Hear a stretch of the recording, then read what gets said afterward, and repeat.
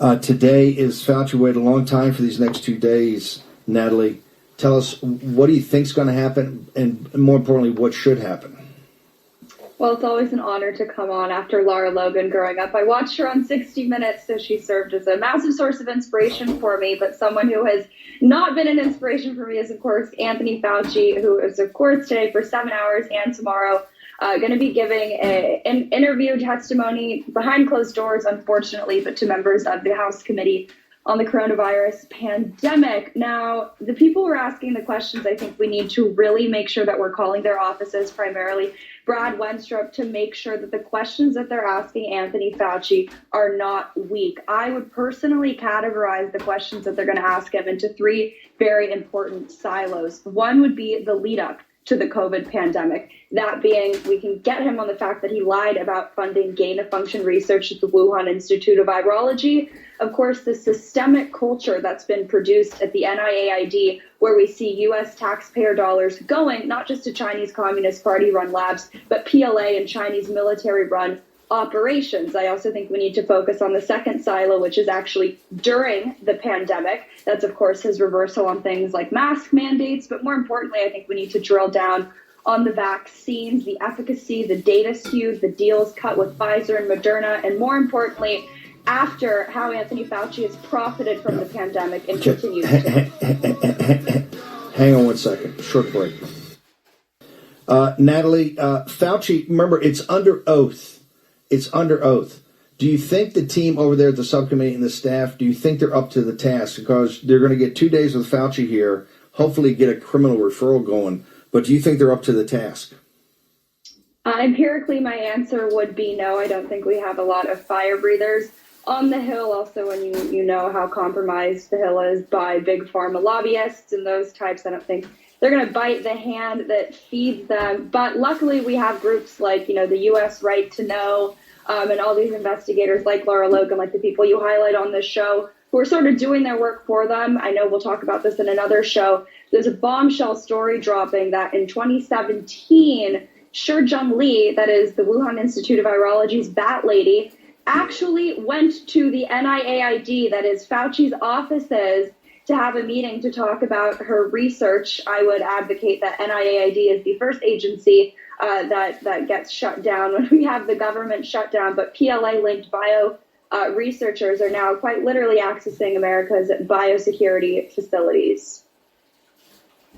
No, we're gonna have you on tomorrow, go in more depth. This is a bombshell story, and why it never came out.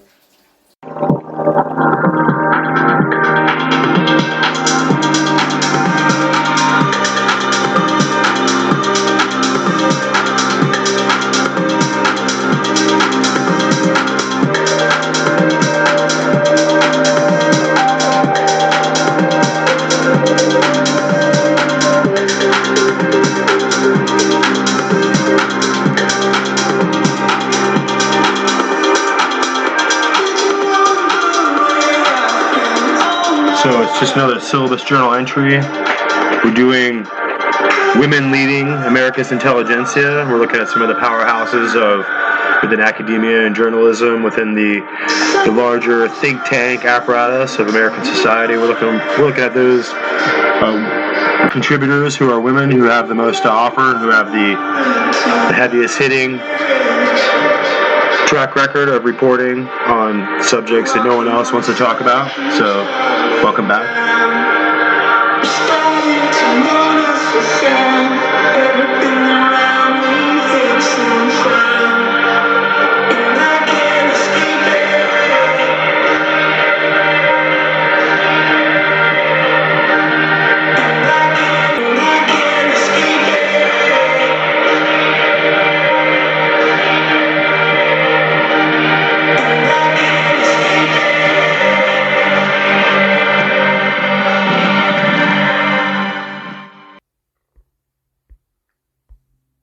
So we'll just take a few minutes here to do our best to introduce, in our view, in the view of Looking Glass Forum, and all of our divisions, right, and all of our the members of our agency, and all those who work with us, and all the different projects that we have trying to cobble together in this era of a collapsing and failing American economy, a dissolving border, and the coming to life, to real life, all of the quote unquote conspiracy theories. I'm putting my fingers up with those quotes.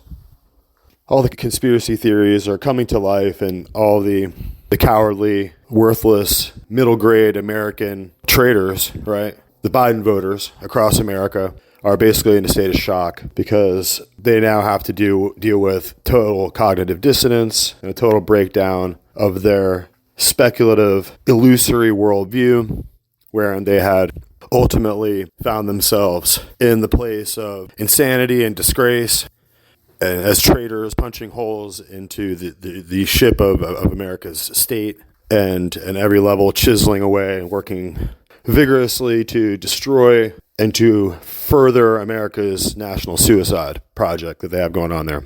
And so on the other side of it, we have, in every way, the breakout of this new American Revolution, this new Civil War 2.0 all in one, the sudden call to arms, in a manner of speaking, politically, as into political action and to secure our election coming up. And I think everyone is concerned about what will happen with our election and how we will go forward if these maniacal and backstabbing deep state degenerates, right, if they ultimately have finding a way to cause enough fires, right, and work with our enemies, work with the Chinese Communist Party or the Russians or whoever, to create enough chaos in the world to stop the election, right, or to keep Trump off the ballot. So it's just this whole insane process. We can't really look to the Supreme Court to really save us here. The American people have to awaken. And just how you see the battlefield being prepared by our enemies, we have to get up early, begin to do. Have you done your AI training today? Have you gone on Twitter and some of these other places where they're training AI, artificial intelligence? It's important that you go on there and you push out your political views, and you state openly your opinions on things and push back against this perverted worldview that they're trying to train into these artificial intelligence machines, right? It's important that we go over there and stipulate and put information so when the artificial intelligence, when all the equipment goes through and scrapes off all the data, that the information about how a man is a man and a woman is a woman and transgender women are really just men, etc., not to be mean, but just to state reality so that we don't have an insane and sick and kind of mentally ill artificial intelligence program learning a distorted and altered, deviated perspective of reality, which doesn't exist. We have to protect against that. It's serious business. So go do your AI training, guys. Go out there and work hard to push out, the information that humans really think and put out the data. Leave the comments, share the images, do the things that need to be done so that the artificial intelligence can learn what's really happening and the accurate historical view of what's taking place. And so, of course, here we have to recognize, as we do here, which is our want, to point out how exceptional America is, and there's no greater barometer or greater gauge or metric for this exceptionalism than if you look at the particularly refined and highly distinguished and exceptionally brilliant and equally courageous and polished journalists in our country who have to be women. And they have to be real women because their chromosomes, we have to do a chromosomal test and we have to make sure. But needless to say that there's no other place in world history or in the world today in a contemporary historical level that could have the equipment and the institutions and the foresight in the past to incentivize this meritocracy by which women are now set to play a most decisive and phenomenal role in history in this fight for human liberty. And so I think that you can see that over the course of time, women had the right to vote. And ultimately, I think we're forced into the workforce, as it were, after World War II to make up for the shortfalls of the value of money and the shortfalls of a stagnating economy. And I think that after 1929, after the Great Depression, we would go into this fiat currency period, and slowly but surely they would take away all the gold and remove us from the gold standard altogether. And you can see that this unique and privileged American place in history allows for the rise of female liberation in a way that the world has never seen, right? So we're living it's normal to us. Other places and other people come to America to find that human liberty is extended totally and utterly to every single individual person. And this changes the place and the value placed on women immediately when they come in this country. It's a place where women can't find themselves imprisoned and have an acid thrown on their faces because they didn't wear a headscarf, etc. Right? In America, the Dark Ages and the primitive, kind of superstitious, mountain goat, idol worshipping, hillbilly ideology that prevails doesn't necessarily hold sway here in America. And so that women are in Walmart or women anywhere in America as they are being, they're coming as like a magnet, like we said, like the osmotic pressures of the human population flows that are being orchestrated with UN bases and UN camps, right, that are ushering these individuals in. And so it's a conveyor belt, and the State Department is utterly traitorous, and the federal government has become such an owned body of corrupt traitors that they're desperately working hard to sell out the American people to such an extent, with such a massive betrayal, that the states and the people need to seize back power immediately from them, and they have no right, and they have no more grant, and they have no more consent of authority from us. Right? That's where we're at.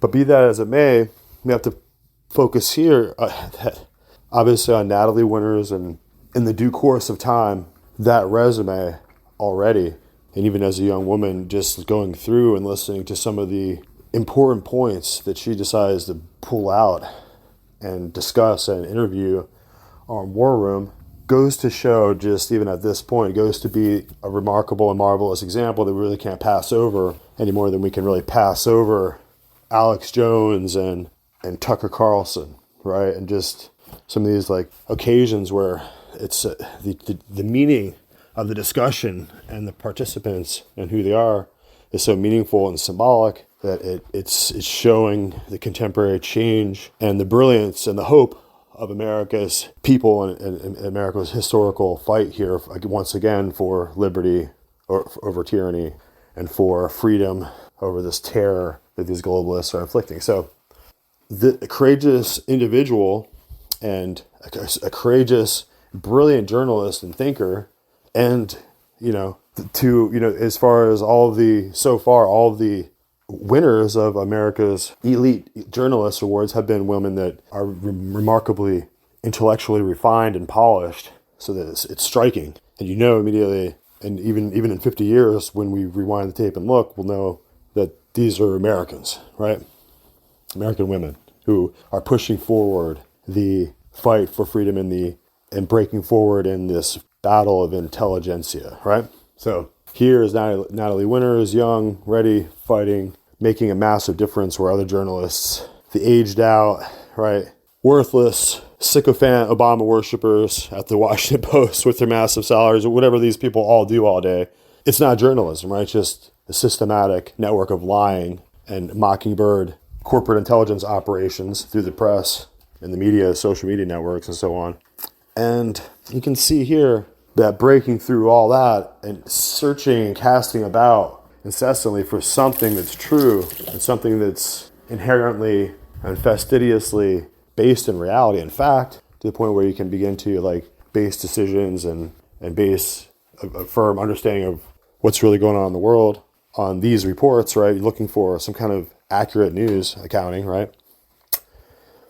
And so you got to turn away en masse from these propaganda networks, and then we discover here, lo and behold, bring forth to us from other individuals who previously already understood the talent and even the wherewithal of the talent at a young age to try to apparently go and, which I'm not an expert on this subject of Miss Natalie Winters, other than to observe that the quality of the information there, and then of course the instrument of the personality, and all of our elite journalists over here are incredibly handsome women, naturally.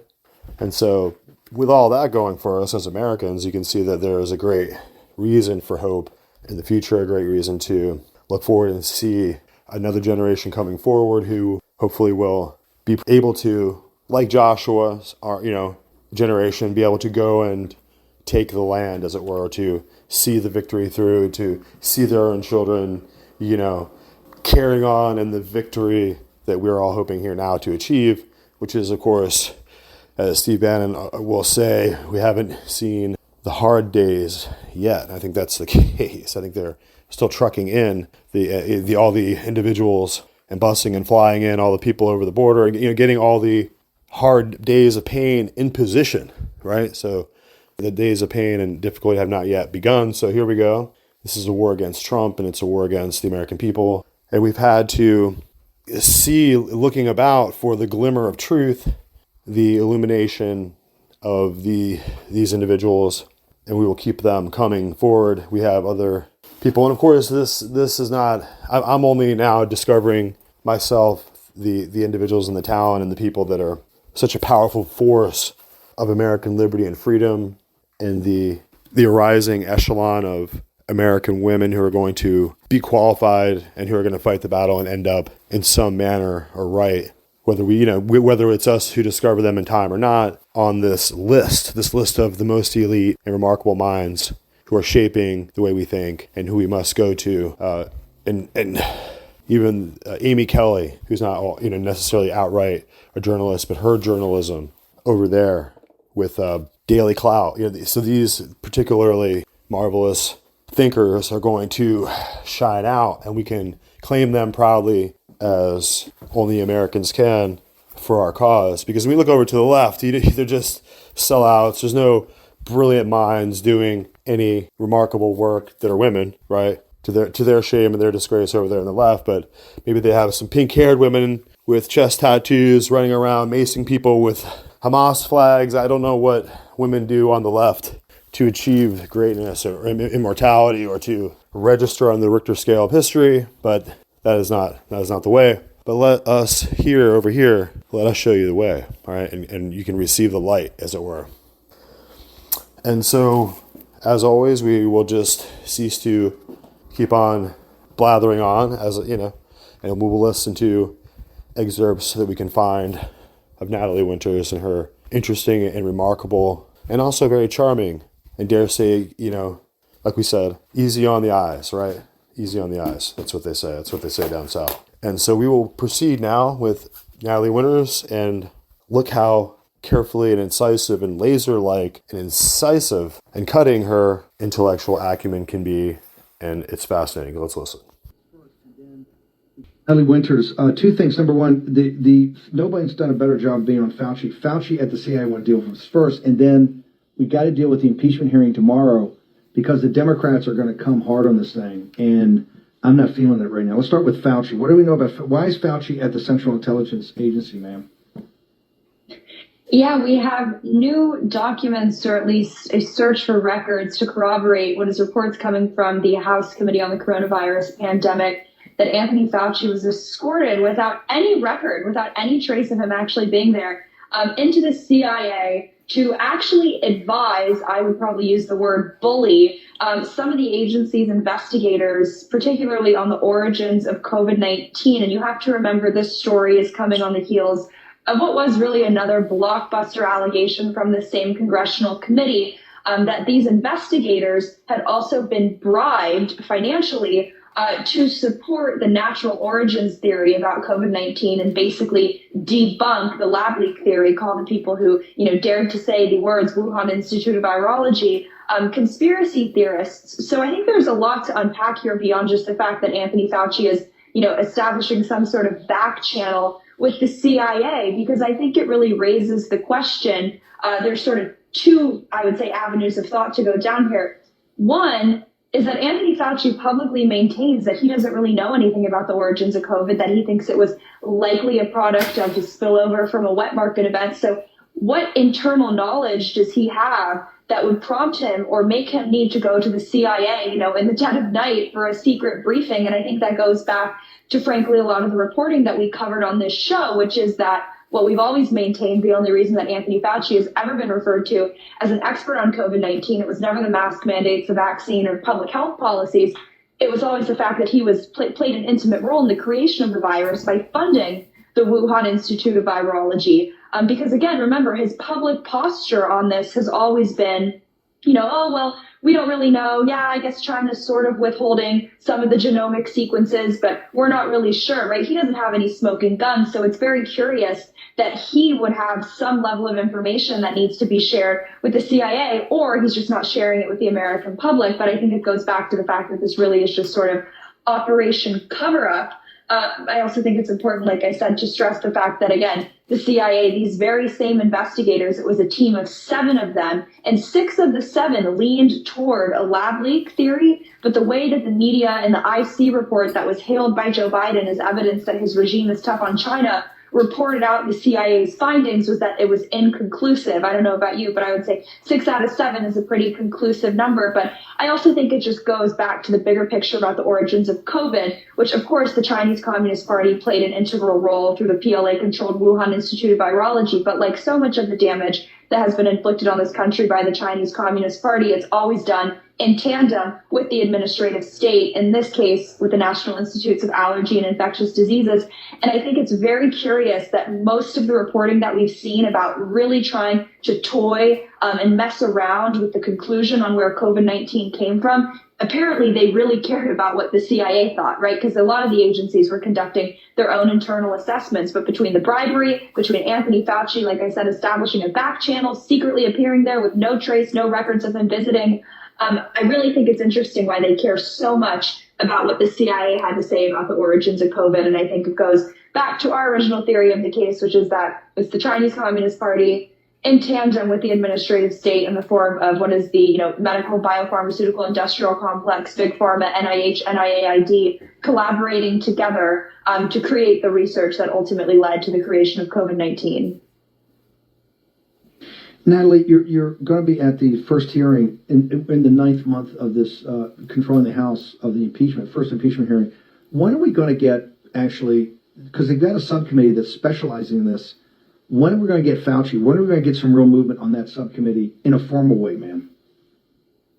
Well, look, Steve, I have to say, I think it's curious that we saw this story drop just last night. Same goes for the story about the wire transfers going to Joe Biden's house from James Comer. Maybe it's just a coincidence, but as you know, the sort of strapline of Kevin McCarthy has been, we can't shut down the government because we need to continue these investigations, which, as you know, in this term or in this world, I think they use the term investigation as just that. There's no accountability on the other side of the evidence that they uncover. So I really think they're trying to make a full court press right now from a messaging perspective that these investigations are important. I mean, what's better red meat for the base than a story about Anthony Fauci secretly going to the CIA or wire transfers going to Joe Biden's house? Again, not to dispute the credibility of the stories. I'm just saying the timing is interesting. And as far as the impeachment hearing tomorrow, I don't know. I think this probably would have been a good hearing to have about 6 months ago.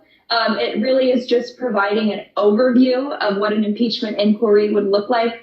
They are going to have 3 witnesses and sort of just provide an overview of the evidence that they've uncovered. I don't really see the potential for any, real fire breathers to come and say things that are really going to move the needle to get that accountability that we so desperately want. But I will be a fair and impartial juror. But at this point, I think it's fair to say that a lot of this is just sort of falls into the category, much like the gas stove bill, of messaging and optics.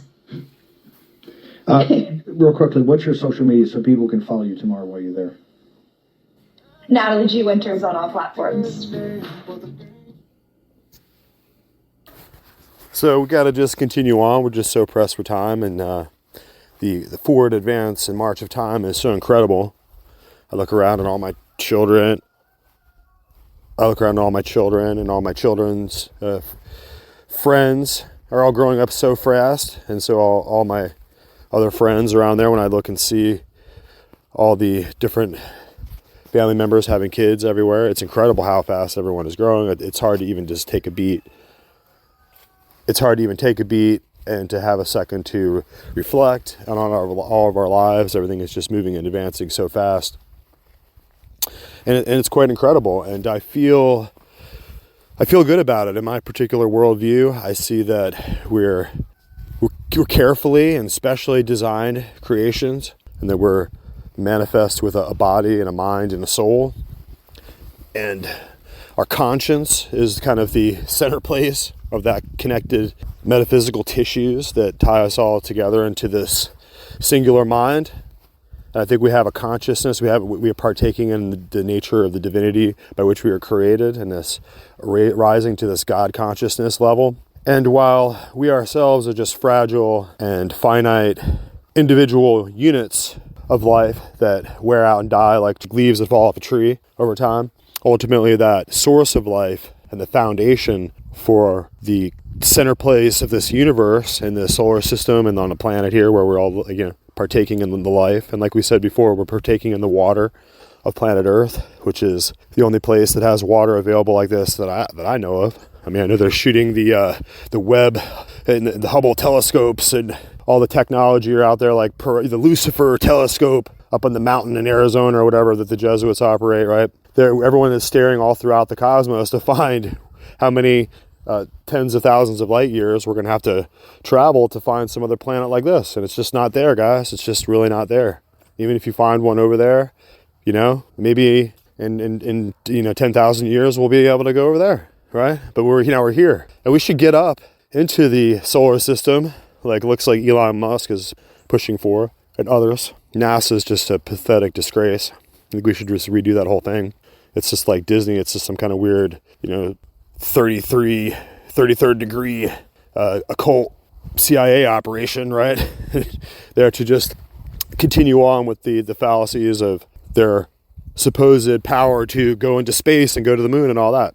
So I think we need to finally confront the true nature of America's capability and recognize that individuals like Elon Musk are getting us up into into these next level of human development, right? And this is the way it's going to work. And even if you're a Bible believer like me, if you read into the New Testament and the Brit Hadashah, as they call it, if you read into the Revelation, the Apocalypse, right? The revelation of John, the revealing, as the curtain goes up and John can see, that revealing ultimately has to do with the process of humanity kind of dissolving the old way and the old system and going on to the new system. And it literally says in there that there'll be the process of going on to see the development of a new heavens and a new earth over time, right? Could take thousands of years. And then it literally talks about a millennial reign of God that ultimately comes into place that lasts 1,000 years. And of course, a lot of pre-millennialists and preterists and these dispensationalists, all that are thinking that and prognosticating that we're living through the 1,000 years of Christ right now. And many papists believe that the rule of Christ is being fulfilled by the supposed vicar of Christ, that Antichrist over there in the Vatican, right? So everyone has their point of view about how to approach Revelation, right? And they say Antiochus Epiphanes, or somebody long ago fulfilled the role of the Antichrist, right? It's already been fulfilled. Or they say it's a future individual who hasn't been revealed yet. It's Nicolaus Carpathian from the Left Behind series. He hasn't been revealed yet, so we don't know who the Antichrist is. But all throughout the New Testament and all the letters of Paul and the letters of the different apostles there, they knew exactly who the Antichrist was, and they spoke openly about it. They look in Thessalonians, they spoke about multiple antichrists, that several antichrists had come, and there would be many more to come. And everyone knew that at that time, especially during the time that Jesus Christ was crucified, it was right after the period where the Republic of Rome had fallen into a tyranny of Julius Caesar, who was murdered, and then Augustus Caesar, his adopted heir, and so on, and it would go down the line to the different Caesars, Tiberius Caesar, etc., etc. And so the fall of the Republic into the hands of this absolute military dictatorship was what they were dealing with at the time, right? At the time that the apostles were being thrown in the lion's den. Whose lion's den? The lion's dens of Rome. And the gladiatorial rings of Rome. That's where they were being thrown into. That's where they were being burned and fed alive and eaten alive by animals, right? And these were the games. These were Caesar's games. So this was the dictatorship of Caesar, of Pontifex Maximus, right? That was the title that Julius Caesar accepted, the satanic title, the Hierophant, the high priest of the religion of Babylon, of the Babylonian priest kings. That was a very satanic and vile and demonic occult throne. And and power structure that was set on finding a new leader to advance the cause. And of course, they found that leader in Julius Caesar, and who in accepting that title, became the head leader and the head priest king over a vast occult, esoteric religious system that goes back thousands of years. So ultimately, the scramble afterwards and the warfare that took place in the Republic and the collapse of the Republic, all that, and the title Pontifex Maximus passing to the heir, to the successor, Augustus Caesar, etc., takes on a new name, just like the Pope does, right? So there is the occult initiation, the high occult transformation that takes place with this new appointment of the designation of this throne and the throne and altar, the governorship and the high priest over the occult religion. So the religious system and the governing of the nations come together into one man. And that's what the same was true for Pharaoh and Nebuchadnezzar, etc., etc., and Xerxes in Greek, etc. Right? So this is what Alexander the Great was trying to accomplish, and this is what Julius Caesar accomplished, and this is what ultimately stands as the power of the occult, an unseen, undetected power structure. And this is ultimately the externalization of that hierarchy, that secret hierarchy, as Alice Bailey was talking about in her book, the externalization of the hierarchy, quote unquote. That's the name of her book, so you can check that out.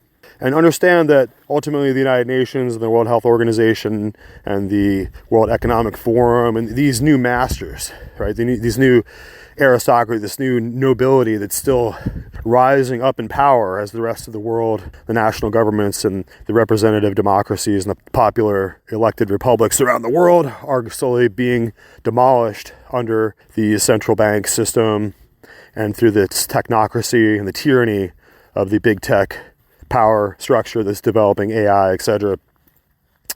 And you can see that ultimately everyone is getting ready to kiss the ring of Elon Musk, which I refuse to do it. I mean, I've already been thrown off. They bring Alex Jones back on there, and I've already been thrown off there. So to me, it doesn't look like it's going to ultimately be a free speech platform. It's going to be a WeChat. It's going to be an everything site that you have to, if he had his way, we'd be voting on it and logging into work, with our time clock in the morning and getting our paycheck through it. And right, so to me, we know this getting the Trojan horse into the doorway doesn't seem like a good idea to me. As we're going forward here, I just got to keep saying how interesting and how phenomenal our latest elite journalist is here. And she is ultimately, the future, representing the future of American conservative thought. And these are the American thought leaders. I mean, truly. And so as we're looking forward, to the individuals we need to create in America, we need to make them, right? We need to look around to those individuals who are going to be our celebrities, who are going to be our leaders, who are going to be our journalists, who are going to be our Walter Cronkites, right? Our accepted verbatim of reality news readers, right? Who are going to come through with what is the hardest hitting, with no special interests being protected, the hardest hitting journalism. And so that's what we're relying on these individuals here in America. And of course, everyone in the world is looking to America to be the representative embodiment of free press and free journalism, and the finding out of the truth and the exposure of that is something that we're going to go ahead and put forward and reward to the highest degree that we can. And we can see that only here in America are we, in our principles, in our documents, in our founding our founding axioms, and the laws and policies that make America great, the greatest nation in world history. That is going to be the exceptional engine that produces such incredible female minds. Other places in the world, women are not allowed to take off the tarp, guys. Let's be real. We're in the America bubble. Other places in the world, if you take off the burqa, they're going to stone you to death on the spot. Other places in the world, if you get pregnant with a woman child, it's not a reason to celebrate and cheer like here in America, but it's a reason to go have an abortion and try again because we just need more boys. I mean, that's the kind of prevailing medieval Stone Age thinking. But of course, we here in America, we have some of the greatest thinkers and greatest engineers and minds and the greatest production of elite female intellects and scholars who are not only brilliant but courageous to the highest degree. And we're getting ready to, after we do, discuss here and talk about the work of Natalie Winters, the young, right? Natalie Winters, the young, because at such a young age, being so well raised and well persuaded, and finding her own reasoning faculties, putting them to work, and exercising her own leadership abilities, and et cetera, et cetera. And you can see that what Americans, even in a broken system, and in a broken political and academic system, what the rocket ship for American genius can really bring about. And so this is evident in Natalie Winters. And so after we get done talking about her, we have to go on to deal with Amy Kelly, who's one of the brilliant minds that's over there working with Naomi Wolf. And we have other individuals we have to get to over there with Libby Emmons, with Post Millennial. And of course, we as an American people are terribly, terribly abused people, right? We're terribly lied to. We're terribly abused of our rights. We're terribly murdered in the Capitol. We're Roseanne Boyland, and we're terribly beaten to death in the face 30 times when we're already down, laying unconscious with our pants falling down, and some enormous black police officer, right? I guess she was a humongous police officer with dark melanin, dark complexion, and with melanin content in her skin, because she has high melanin. So, no telling, what of the on the intersectional chart of lesbianism, or whatever, who knows where she ranks. But she is there murdering Ashley Boyland and beating her in the face, and we have the tape. So it's time for that individual to be arrested. It's time for these despicable police officers up there in the capital city Gestapo intelligence, the fascist intelligence operation of Nancy Pelosi needs to be brought down. It's time to bring it down. So I don't know where this Speaker of the House, where his Speaker Mike Johnson, it sounds like my plumber. Hey, Mike Johnson, where did your gonads go, and what happened to the promises that you were kind of brought into the Speaker of the House positions to fulfill? Like, what happened to you, Ben? But anyway, it's time to investigate why Ashley Babbitt was shot right in the neck. Maybe if you're a big tough, maybe go up and pistol whip her in the head because she's jumping through the window, and take her down and put her in cuffs. I don't know, what happened? Why did they just shoot her? So the Fedsurrection murder of American patriots has got to be sussed out, guys, and that's what we're looking for. That's what I'm looking at, these America's elite journalists. When I'm looking at these individuals here in America, which apparently only here in America can you find women who are capable of producing such talent, intellectual ammunition for the info wars, and fighting this incredible fight. So, having said all that, let's listen to some more of the fascinating discussion of Natalie Winters.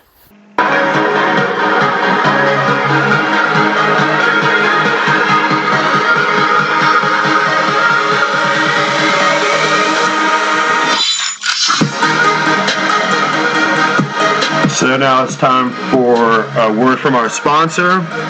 And as you know, our sponsor is courageously helping us to keep our show going here. So it's wendyslimited.com. wendyslimited.com.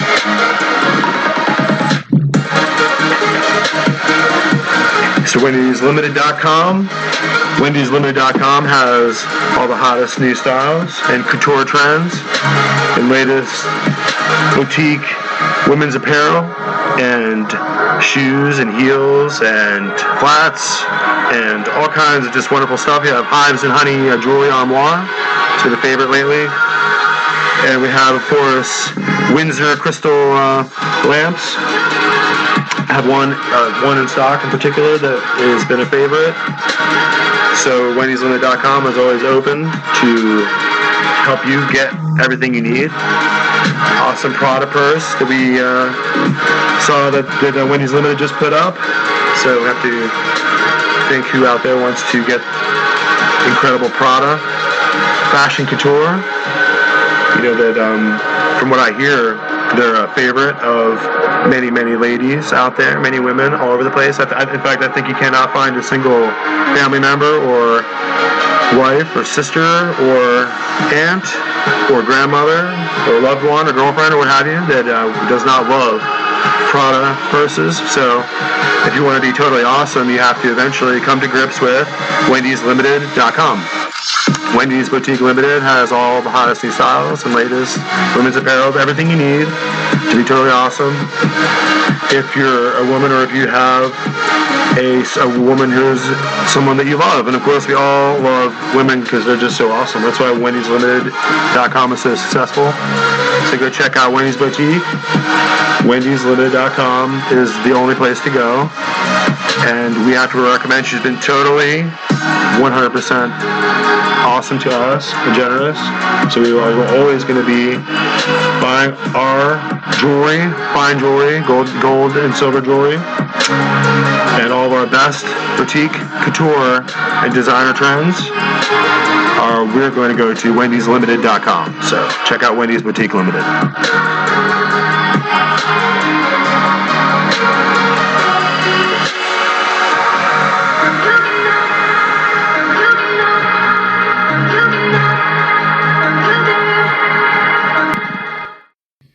Today we have invited Natalie Winters in here. She is the co-host and executive editor of War Room. She has some thoughts about the infiltration of the American academic institutes by the Chinese Communist Party, and Susan is completely preoccupied with the CCP, and I thought it'd be an interesting conversation for us to get into. Also a question of whether or not the DOJ is hiding vital information on human trafficking. I've been sort of confused why the human trafficking topic is anything other than something people would want to Twitter. And I will review with you after the break some other concerns we have about our YouTube channel and where you're going to have to watch the next couple weeks of show after tomorrow. We'll see you right after this break. As I said, we're bringing Natalie Winters in here. You can follow her at Natalie G. Winters. She's a writer and a journalist, and she has some ideas about the perhaps not so commonly discussed behaviors of the Chinese Communist Party, which, Susan, this one's for you. I know. Yeah, so let's bring Natalie right on. Know how to make a woman happy. Well, you happy in particular. Natalie, thank you for joining us. Hi, thank you so much for having me. So, Susan, my wife, has become, what would be a good way of describing your preoccupation with the Chinese Communist Party? I actually studied Chinese history at UCLA, and it was very difficult to understand, and I got horrible grades doing it, but I took the advanced class, and it was brutal. But, I couldn't get that A or B, let's just put it that way. But it is a very complicated world in China. I always wanted to learn about communism in Russia, and I wanted to learn about the foreign, the Middle East and China, because it was just too confusing for me. I came from Newport Beach, and I didn't know anything about anything when I went to college. So, but China really, I've been waiting for probably like maybe 30 years for something to really happen with China, and I was worried for the last 30 years. So that's my background. That's why I'm so interested in it. So that's all I can say. Fixated, Emily Barsh says. I think that's a good... Fixated does not quite capture the emotion around it. She is fixated, but I would say... I have instincts. A bit exorcised. I have instincts. I'm not a conspiracist. It would be too far to say paranoid, but not that much farther off the mark. But Natalie, what are you observing? I've been hearing rumors of the infiltration of academia. Some of the behavior of academia has become uncanny. And, I always worry about looking for the witches casting the spell, so to speak. I'll explain that in just a minute. But what do you observed? What have you seen? Sure. Well, Susan sounds like my kind of gal. I'd say you're a China hawk, as am I, but more precisely a Chinese Communist Party hack. And I'm happy to talk and really dive into academia. But before we get into that, I think it's sort of important to contextualize what exactly influence and infiltration campaigns look like when they're emanating from Beijing, what exactly the Chinese Communist Party is doing, because a lot of times, and frankly, this is why I got interested in this field to begin with, politicians, media pundits love to throw around the idea that someone is compromised by China. But I really wanted to dig into what that actually looks like, how they actually achieve that, or is that just sort of a meaningless, throwaway talking point that you hear way too often? Mhm. And unfortunately, for the sake of the country, and I would argue the sake of the world, really, it is very true. But it's true in granular detail. And what I mean by that, I want to drill down on something called the United Front Work Department. It's not a conspiracy theory. Our own government here has issued extensive reporting on it, filed various documents and reports on what it exists to do, and even in the Chinese Communist Party's own words, it really is their political warfare department. And again, to take one more step back, when we perceive of warfare, I think most people think of kinetic warfare, right? Boots on the ground, ships, guns, tanks, ammo, bullets. But there are, at least in this day and age, there are a lot of different forms of warfare: psychological warfare, information warfare, media warfare, biological warfare. And in the case of the Chinese Communist Party, they're waging all of these forms of warfare concurrently, I would argue, but specifically on the kind of personnel front and how they really can subdue or subvert a country without even actually having to take it over, which one of the guiding axioms, it's one of the most often used quotes in the People's Liberation Army's military code, is that the supreme art of war is to subdue the enemy without fighting. And what you see, I think, in effect here in the United States is really that. So to go back to what's called the United Front Work Department, this is sort of the key, really the, I would say, major axis of what all of these various foreign influence groups that have very nice, innocuous, friendly sounding names. These are the groups like the Confucius Institutes, the China United States Exchange Foundations, the Chinese People's Association for Friendship and Foreign Contact. And while they might have nice sounding names and missions, in reality, they exist to identify and target elites, whether they're in academia, media, think tank world, politicians themselves, and compromise them through a variety of means. Most times it's through money, I would argue, it's through blackmail. But really what they want them to do, and what we saw, I would argue, really to be the first stages of the Chinese Communist Party's efforts to infiltrate this country, is really just to get the country, but more specifically our thought leaders, to buy into the narrative that China is not a competitor, but rather they're an ally. They're someone that we should trade with, that we should have a free exchange of goods and students and professors and scientific research. And frankly, I think we need to look no further than the example of COVID-19 as to why that's not a good idea. And I don't just mean because of what happened at the Wuhan Institute of Virology, but a lot of the mainstream scientists that you saw, people names like Peter Daszak, that's the leader of the group EcoHealth Alliance that was receiving money from Anthony Fauci to work on these bat coronaviruses. He was also one of the leading voices in the mainstream media saying that anyone who dared to say that COVID-19 originated from the Wuhan Institute of Virology, that conspiracy theorists, what they were saying was absolutely crazy. And if you really run down his resume and see the kind of groups that he had been affiliated with, he had been doing studies, taking Chinese Communist Party cash, working with these United Front groups.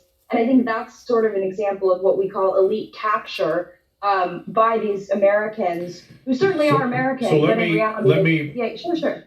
I talked for a while. Let's pause. We'll give you that. No, it's good. I love it. Yes, Let's pause. Let's pause on Peter. She packed it all in there. Peter Daszak for a second, and that is, we are going to talk to an attorney that hinted that he has a series of FOIA documents that, I don't want to use a stronger word as prove, but maybe it suggests that Daszak may not in fact be compromised by the Chinese Communist Party so much as the head of a counter-espionage operation through EcoHealth Alliance designed to keep an eye on what the Chinese are doing. What do you think of that theory? Well, I would say that Peter Daszak has been really the leading defender of the Chinese Communist Party in the mainstream press. People may be familiar with the Lancet COVID-19 Commission, and of course, they put out a statement in the early days that really was used by all the mainstream media outlets that they cited as saying, because all these eminent doctors and scholars said that COVID-19 developed naturally, anyone else who says otherwise is lying. And Peter Daszak really has continued to peddle that line, even despite being forced to recuse himself later from the Lancet COVID Commission because he never disclosed his ties to the Wuhan Institute of Virology. I mean, that is a theory. In my opinion, I really don't think it's valid. I would also say on that. What's interesting? Let me just hold you for a second. He would behave this way. You know what's weird about this guy is he would behave this way if he were compromised, and he would behave this way if he were a counter-espionage operator. Both states would explain the bizarre behavior, but in either case, I will completely co-sign what you're saying in the sense that when is our government going to stop lying to us, and under what conditions? That's one of the most disturbing aspects of the last few years, and I'm still struggling with that. In either case, they're obfuscating information. That would be accurate, correct? Yeah, and I think it's sort of a fog of war, maybe in this case, fog of biological war scenario, right? We don't know what exactly his true motives are, but I think either way it's bad because you either have someone who is compromised by the Chinese Communist Party, who throughout COVID has continued to push for international collaboration on the world's most dangerous pathogens with the Chinese Communist Party, including doing work with labs that are run by China's military and work very, very intimately with them. Or even worse, and frankly, why there is maybe some credence to what your lawyer friend was saying, is because the United States government has endorsed scientific collaboration with Chinese Communist Party from the get-go. It was all the way back in the early 2000s that Anthony Fauci and his deputy director actually signed memorandums of understanding to begin really the process that would lead to basically U.S. taxpayer dollars going to the Wuhan Institute of Virology. But it goes back, frankly, to what I was saying in the beginning, which is if American people and frankly our thought leaders perceive of the Chinese Communist Party as an ally, right, as another global power on the world stage, as opposed to a country or regime that wants to systematically destroy and replace the United States as the global hegemon, well, that leaves you with two very different interpretations of whether or not we should be collaborating with them scientifically. Right. Well, and to be, again, I push back a little bit. I mean, at one time, I don't think it was so clear that we were in trouble with them. And I could see how they could have gone down the path, particularly on the medical and biological side. There was a lot of sharing of stuff going on in medical research at one point. And all of a sudden, there's been a giant certainly since COVID. I spoke to Li Meng Wan a couple of times. Are you familiar with her? The doc, yeah. And she has repeatedly alerted us to what was going on and what she was doing and what happened when she started asking questions. Do people not fully appreciate, I don't want to get too dramatic or too hysterical right off the top, but this is a government that has killed millions of people and has no problem making people disappear. And I don't think this country understands, although we've certainly been going through a wave here where we understand how damaging our own government can be to our own lives, our careers, our ability to, withstand assaults from social media. They really seem to be all in on hurting Americans if they're not completely capitulated to the government policy. That is the beginning of what happened in China. Talk about that a little bit, if you don't mind. Sure. Well, there's a wonderful, scary but wonderful clip from, I believe it's about 2 years ago, and it's Charlie Munger, who's obviously a close friend of Warren Buffett, big Wall Street guy, huge mega donor, actually to the Republican Party, but he's giving an interview, I believe it's with CNN, and they're talking about how the Chinese Communist Party handled Jack Ma. People may be familiar. He's the founder, CEO of Alibaba. Though he is a member of the Chinese Communist Party, I would say he's sort of like an Elon Musk-esque figure in that he does have some autonomy from the Chinese Communist Party. He's sort of been, I think, a thorn in their side. They represent a little bit more, a drive for free markets and capitalism that the Chinese Communist Party and their, socialism with Chinese characteristics doesn't totally vibe with. But Charlie Munger in this interview, again, sort of, I would argue, representing the American elite, when he's asked about how the Chinese Communist Party handled Jack Ma, whom they basically disappeared before he reemerged a couple months later, but stripped him of his company, stripped him of a lot of his earnings and businesses. He says, the Chinese Communist Party handled him exactly right. What they did, we should be doing here in the United States. And that's not a paraphrase. That's virtually a direct quote. It was one of the most jarring moments of television I'd seen. in a very long time. But I think that this sort of gets to what is, frankly, the more damning and really, I think, scarier aspect of the Chinese Communist Party influence and infiltration angle. And what I mean by that is that I don't think that the Chinese Communist Party is no longer content, or rather just content, with influencing how Americans perceive of China, right? That's sort of the Confucius Institute attack, right? The soft propaganda in terms of reforming how Americans view China and view the Chinese Communist Party, which, as you were alluding to, has been very successful. But I think what we're really seeing here going on in the country right now is not just elite compromise, but really this concept of elite merger. And what I mean by that is we can sit here and ridicule and castigate the Chinese Communist Party for how they treat their own people. And there's, of course, varying degrees of it. But I think that we're starting to see some of those tactics, the politically motivated indictments and impeachments and targeting of political prisoners and censorship, whether it's from big tech platforms or the collusion with the federal government to do that.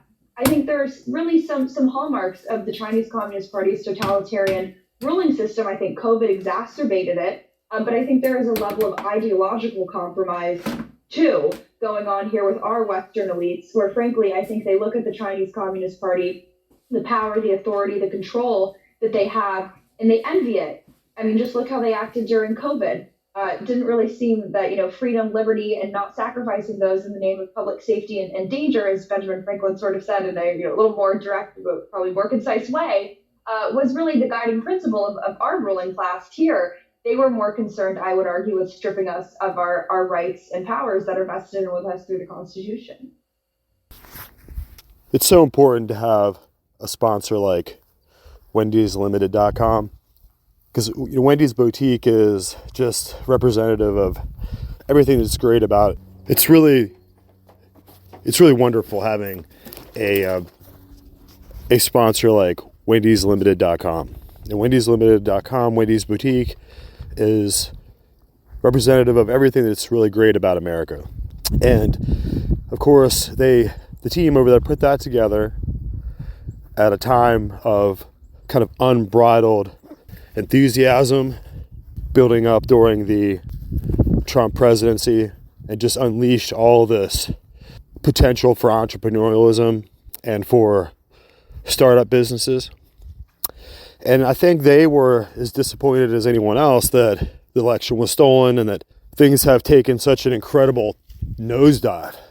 And that lurching political flat spin is something that I think we all can detect, we can all pick up on, and now everyone in America is trying to work through all the psyops and social media, corporate media propaganda to kind of comprehend what is going on. What is the nature of all the turbulence that is so catastrophic for America, I think ultimately that's what this political fight is going to be all about.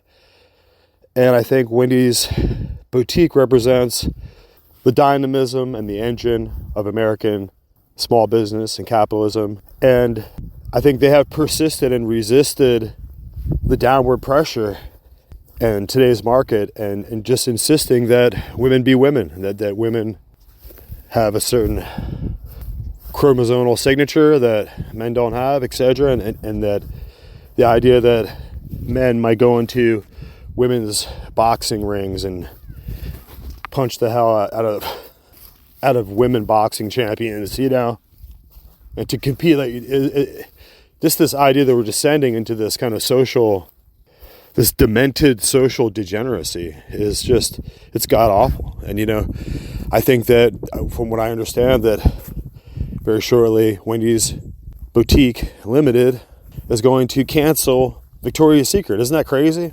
And Victoria's Secret has just gone too far. They can no longer hold their products. And there's many other good producers of female, beautiful, sexy female kind of garments that, I guess only we here in America or in the West appreciate. It represents the strength of our family unities and our attitude toward empowering, not just some kind of rhetorical, pseudo-political demagoguery like the left does. We're sincerely interested in empowering, taking the shackles and the burqas off of our women so that that can be lifted up as high as possible to reach to the highest possible heights of human potential and intellectual and academic achievement, and also to have the total latitude and emotional, spiritual freedom to choose the most beautiful designs for their evening attire, for their apparel when they go out, and their jewelry and their various accessories, and to not be browbeaten by Marxists and plagiarists, right? Pseudo-intellectual plagiarists and Marxists and racists up at Harvard who are going to browbeat us all about how it should be, how gender should be, right? In their world, a boutique that shows beautiful women selling beautiful items to other beautiful women just wouldn't be allowed to exist. Wendy'sLimited.com is an aberration that the Marxist, communist, globalist mind cannot tolerate. And of course, they're going to go ahead and go forward to just get rid of Victoria's Secret, which is, I guess it's Victor's secret now, right? So all that needs to be said about that. But we can't go on enough about our sponsor. I hope that you guys will support. Go on there and sign up and be part of the growth and the development of, and it's a small team over there. So these guys are building something over time for the future and for hopefully for their kids. And I hear tell of the reaching out and the exciting planning of brick and mortar locations. So I think as we go forward, guys, it would be great if you just go ahead and punch that button, get over there and check Wendy'sLimited.com, send her a message. You'll reach her, right? She doesn't have an AI bot or a huge human resource team of people answer the phone for her. She's gonna be right there, and she's gonna try to get you everything that's the best. And a lot of times, a lot of the products that she is getting and dealing and hope and procuring for people, and basically making sure that they're the absolutely sterling best, not rip-off junk from the CCP, right? Which is all part and parcel of the same big kind of Gordian knot. So I think it's incumbent upon us to, and many times the absolutely opulent treasures that Wendy's Limited, the various items of jewelry and fashion couture, are oftentimes that things that Wendy herself isn't going to afford right now. You know what I mean? It's because she's in a growing business that's been just absolutely hit hard by the Biden tyranny and the collapsing pedo empire of the deep state pigs, right? Has been pretty brutal for, I'm sure, all business out there. But she is enjoying your support, and I hope that you will continue to go on there and check Wendy'sLimited.com. So now as we proceed, it's clear that Natalie Winters represents the next generation, a new iteration, and the future of it too, right? And you can see that the left isn't able to effectively produce any kind of new generation. And it's safe to say that Natalie Winters represents a whole generation of thinkers and young academics that have to muscle their way, through the corridors of university campuses, dealing with this constant flack, the constant and staggering intellectual constraints of the demoralizing atmosphere, dealing with a bunch of psychologically damaged, emotionally damaged people. These Marxists are utterly deranged, and just in the kind of world they're trying to, bring about is a world that their children won't live in because they're incapable of reproducing, right? So these are all people that are going to, be a whole generation of women who grew beards in order to, right? I don't know what kind of CIA chemical you spray on people that makes them just go completely nuts like that and just turn over all. They're so demoralized, right? They turn over all vestiges of humanity and become these kind of hyper-political, self-detonating weapons within the body politic of America, which ultimately are dangerously close to capsizing our entire national project. And so this is the Yuri Bezmenov demoralization, systematic process of social demoralization that he discussed, the communists had kind of perfected. And of course, these aren't communists from Moscow. They were sent to Moscow. They were from New York and from Brooklyn, and from financed by Wall Street, and they were sent to Moscow to make sure that the Tsar never got his gold out of the banks of London ever again, right? And to ensure that that entire nation could be captivated and seized. And so the Harriman, the Yaleys, the Skull and Bones, and of course they don't want to take it to the knighthood orders that follow, because that's the little boys. The Skull and Bones is the little boys entry club where they're playing with wooden swords, but then after that they become papal knights and they have the real thing. So that's where they'll never take you home to Rome, guys. They'll never make it clear who the kingpin and the centerpiece of the power structure really is. And it's definitely a white power structure. Let's just get that clear. And these old line families, the black nobility families of Italy, and the long-standing papal nobility, those lineages and those peerages are not interested in suddenly switching shades of racial features. They're just not going to do it. Just like that's why you saw Prince Harry get drummed out. And I thought that girl was a white girl. She wasn't even a black girl. But I guess apparently she was a brunette. And if you're a brunette, then that makes you black or something, right? I mean, these people are crazy with that thing. They don't care. They don't mess around. So they're trying to put all racism on us over here in America. And the racism isn't on us over here. We're all intermixed and we're all situated together real nicely. But, the racial contest and the racial conflagration, that really affects Americans because we are multicultural already. So who are these Marxists who browbeat to us about multiculturalism, right? Why don't you guys enjoy your multiculturalism over there in Europe right now with what the World Economic Forum did, right? Bringing all those people in from all over the place. You enjoy that. You multiculture that, okay? But our culture over here in America is just fine. I think that those royal families, those high-powered, elite, globalist, noble bloodline families that serve the Pope all the time, right? Who the deep state serve, and they're in Washington, D.C. The deep state traitors. Who are they trading to? Who does their treachery serve? These treasonists. Who are their real masters? If they commit treason against us, the real masters are them. The noble power structure, the noble bloodline papists. So, how's that for Christendom? So I want my separation of church and state, you freaking morons. I want my Roman imperial state of astrotheology or whatever it is they do. I want it over there, and I want my state separated. I don't want my church, the World Council of Churches, and I don't want my Vatican, Jesuit, cutthroats. I don't want them seeping into my state by law. That would be a Concordat. That's what the CCP has right now. It has a Concordat. A private little agreement with the Vatican. I mean, if you look it up, go do Vatican Concordat search and just see how Hitler had a Concordat with the Vatican, and so did Mussolini. And I don't want that. Do you want that for America? I don't want that. I think any Concordat we have with the Vatican should be broken. I think we can kick the United Nations right on out. I think we can take care of our own health in America. We can have the American Health Organization. We don't need the World Health Organization. They can just get on out. We don't need the tendrils of this serfdom and this debt slavery and this usury, the system of absolute ubiquitous usury, bringing our kids down. I don't think we need it. I think we could just kick that right on out.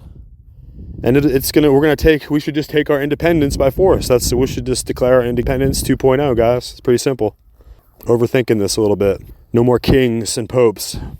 No more Knights of Malta moneylenders. No more central bank, Federal Reserve, cryptocurrency. All that's got to go, guys. We got to get it together. This is it. This is the final countdown. This is the final analysis. If we don't get this right, we're done.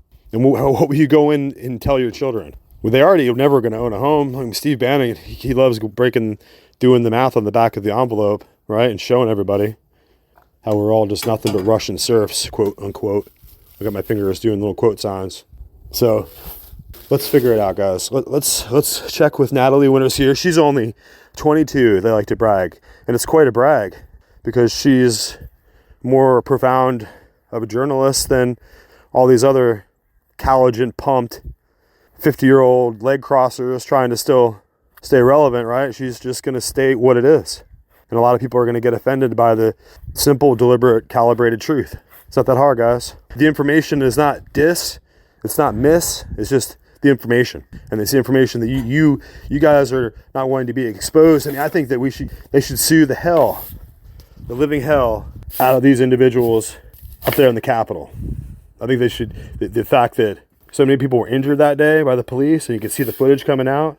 So many people were killed that day and beaten half to death. It's time for us to work out who is behind the January 6th Fed insurrection, because it sure as hell wasn't Donald Trump, right? The Americans making America great, they're not the problem, guys. Let's just get real. And now they're bringing all these people in here. The problems that we're going to have here shortly in the next few months are going to be just like the individual who went up and started wielding the machete up at the Capitol of Washington, D.C., just started trying to run around with a brick and trying to chop people with a machete. That's what you're going to see of more by a power of 10. And they did that on purpose. They're trying to bring us all into this shocking, abysmal flames of final imperial decline, right? Final end of America. That's going to be their solution, their Bolshevik solution for us. And so these are the new Jacobins and the new Bolsheviks, and they're worse, and they're pedophiles. They're sick, right? You always have to have the sick and perverted Fabian Socialist Club that do the Odd Fellows pedophile group in the background, and no one knows, right? No one knows that they're siring generations of children that are just from nobody, just orphanage babies. So it gets pretty dark, guys. When we go into the full exposure and the full measure of what we have to do, now that we're all on the same Alex Jones page, now we can all see what the Bilderberg Group was, and what the Trilateral Commission, et cetera, and the World Economic Forum. The World Economic Forum still has that polish that the UN still has, of seeming governing legitimacy, a seeming real governing body. They have an office in Brussels, don't you know, right? So apparently Natalie Winters, as we get back to on point here, has got quite an extensive record of interviews and discussions that are available. So she is going to be on the forefront of the struggle in America here to get at the truth. And I think she's well deserved to, like I said, it's not a contest. We're not marking winners and losers, but we're just trying to chart out who is making a difference and how proud America can be. Because all the things the naysayers keep saying about America, it's not true, guys. The evidence is right in front of your eyes. America produces the greatest minds, the greatest and most courageous thinkers that the world has ever seen. Natalie, thank you so much for joining us. For those who may not know, can you tell us who you are and what you do? Sure, I am an investigative reporter for the National Pulse. I focus primarily on how the Chinese Communist Party infiltrates really all of America, whether that's academia, the mainstream media, the White House, as we're currently seeing right now. But covering that beat kind of allows me, I would say, the privilege to cover a lot of very relevant areas that have to do with foreign governments trying to compromise American leaders, American thought leaders, which, as I said, we're seeing on full display right now. Yes, and it allows you to cover a lot of different things also because the CCP has their tentacles in so many areas of our culture and so many areas of the government, as you mentioned. So speaking of the CCP, I want to talk about this Hunter Biden story, the Hunter Biden laptop. Now, we really haven't talked about it in depth on this show. People might remember the New York Post reported on Hunter Biden's laptop and some compromising information and things that were found on there right before the election in 2020. The New York Post account got suspended. We were told over and over again, this story is just Russian disinformation. It's not something we should worry about. Why is Hunter Biden's laptop, though, in the story again? And why does it seem like the same people who said that was a stupid, irrelevant story back in 2020, why are they saying that it might actually matter now? Sure. Well, the whole Hunter Biden hard drive story is not only a perfect example of really big tech collusion on behalf of Democrats and also mainstream media cover-ups on behalf of, frankly, the Biden family, but it's also, I think, a perfect example of the kind of corruption that we see, or sometimes we don't see, going on every single day in America at the hands of our ruling elites, epitomized by the likes of Joe Biden, Hillary Clinton, and it goes to the other side of the aisle too, more of these establishment Republicans. But to kind of go back to square one on this story, because I think that framing is really important to understand why this news story has reemerged in the current cycle and why mainstream media outlets are sort of paying attention to it, though I would argue that the way that they're framing the story has less to do with Joe Biden, who is, of course, a key player in this whole scandal, and more to do with putting all of the blame on Hunter. So all the way back in 2011, there's an op-ed that I always love to bring up when I'm talking about the Hunter Biden hard drive that Joe Biden wrote, and it was titled, "China's Rise Isn't Our Demise."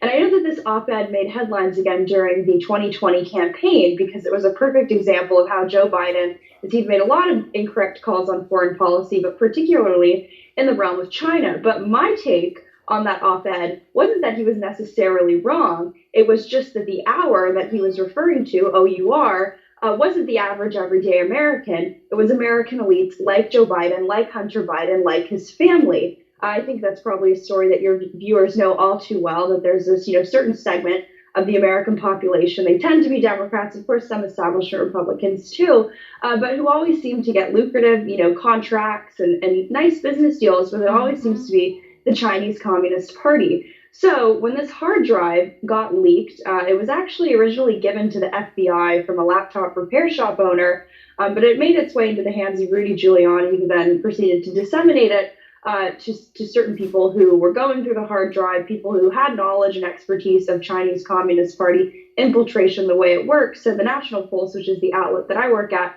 we were lucky enough to get our hands on a copy of it. So from there, we started digging in really to emails, text messages, pictures, videos, and I'm sure a lot of the headlines that people have seen have to do with some of the, for lack of a better word, degenerate activities going on. You've seen the pictures and videos, but as someone who covers, like I said, this foreign collusion, foreign corruption, and not the Russian collusion kind that we like to hear about so much from the Democrats, but really Chinese Communist Party collusion, there was just copious amounts of evidence of business deals, of wire transactions on there. So what this hard drive, I think, corroborates best is that Hunter Biden, while his father was vice president, even before and even after, was really running around the globe to every corner of the earth, inking deals with some of the most corrupt business leaders, corrupt country leaders, really in every sector, all the way from technology and science and pharmaceutical, all the way to energy, power grids. All of these areas he had no expertise in, of course, but I think it's also important to understand that a lot of these business deals that we're talking about now, whether it's, BHR Partners, some of these other LLC names that you may have heard of, it's not just the hard drive that brought these shady business dealings to the forefront. A lot of this was publicly available, albeit a lot of these web pages have been deleted. But Hunter Biden's track record for working with the Chinese Communist Party was out in the open. The mainstream media just didn't really bother to cover it. But this hard drive, I think, was really the smoking gun because it allowed you to see who his inner circle was, and the fact that these wire transfers in very, very large sums worth, a heck of a lot more than the average annual salary of an American, were being wired to Hunter Biden's account during the time his father was vice president, and other family members too. So that's kind of the broad overview, but I'd be happy to get into some specifics if you have any questions. That was an amazing broad overview, and so I really appreciate that a lot. I'm thinking back to when this story first came out and the New York Post was talking about it, and we were constantly told, as I already mentioned, from the mainstream media, from Biden's campaign, of course, that this is simply Russian disinformation, or this is something that we really shouldn't be talking about. It's not relevant. Actually, a writer at The Atlantic, I think her name is Ann Applebaum, she was just asked by a University of Chicago student, a writer there, why she didn't think that story was relevant, because I think she talked about at the time in 2020 that this wasn't something that she wanted to cover, that it was a form of disinformation. She answered just the other day that the story just isn't interesting to her. It's not interesting to her. Was there, you think, conscious collusion by big tech and by these news outlets that refused to cover it and just kind of silenced and suppressed the story to help Joe Biden to cover up the workings with the CCP? Or do you think it's just your kind of, I don't know, run-of-the-mill sloppy work by these organizations not wanting to cover a story that might paint their candidate in a negative light? Like, how nefarious was the cover-up, do you think? I honestly think that this was so nefarious to levels that I really think would hard to be matched in recent political history, because I think you really had an axis not just of big tech, but also their counterparts in various establishment institutions, whether that be elected officials, but also I think there was a letter from about 50 former intelligence officials declaring and really decrying this Hunter Biden hard drive as, quote, Russian disinformation. These are people who used to run the CIA, used to run all of these, top premier intelligence agencies in the United States. And, I think there's one way to say, oh, maybe they just, were ignorant. They didn't know. Although I will say that people who had copies of the hard drive, my outlet included, there was always an open invitation to anyone from the mainstream media who was saying that the hard drive wasn't real. So unless these people live under a rock, I don't really think that is a plausible defense. But I think that, to understand why there was such a just massive effort on behalf of, the people like Anne Applebaum, people who kind of come from this establishment world. Might I add, it was I'm a University of Chicago student as well. Oh, you are? Event. Okay, I didn't realize that. Yes. So I was very glad to see my peers holding Anne Applebaum to account. But that whole event was about disinformation. Their keynote speaker was Barack Obama, so that tells you a little bit about what that whole event was about. Wow. But I think the kind of bigger story here, and this again dovetails with what I cover more broadly, but it is how calculated and orchestrated of an effort the Chinese Communist Party really has weaponized at the hands of their regime and even their military. They engage in political warfare to really compromise every aspect of American society. And I think they viewed Hunter Biden as an Achilles heel, right? He was the offspring of a very powerful and prominent elected official who had a lot of vices, to say the least. But that whole entire operation, it kind of works in tandem with the Chinese Communist Party knowing that when push comes to shove, the mainstream media and these big tech companies will ultimately cover for them. And we've done a lot of reporting at the National Pulse about how virtually every single mainstream media outlet, all the way from CNN, New York Times, Washington Post, names that I'm sure no one is surprised to hear, for decades had actually been taking trips to China, sponsored by a Chinese Communist Party influence group that was also linked to one of these groups that Hunter Biden was working with. And we saw the documents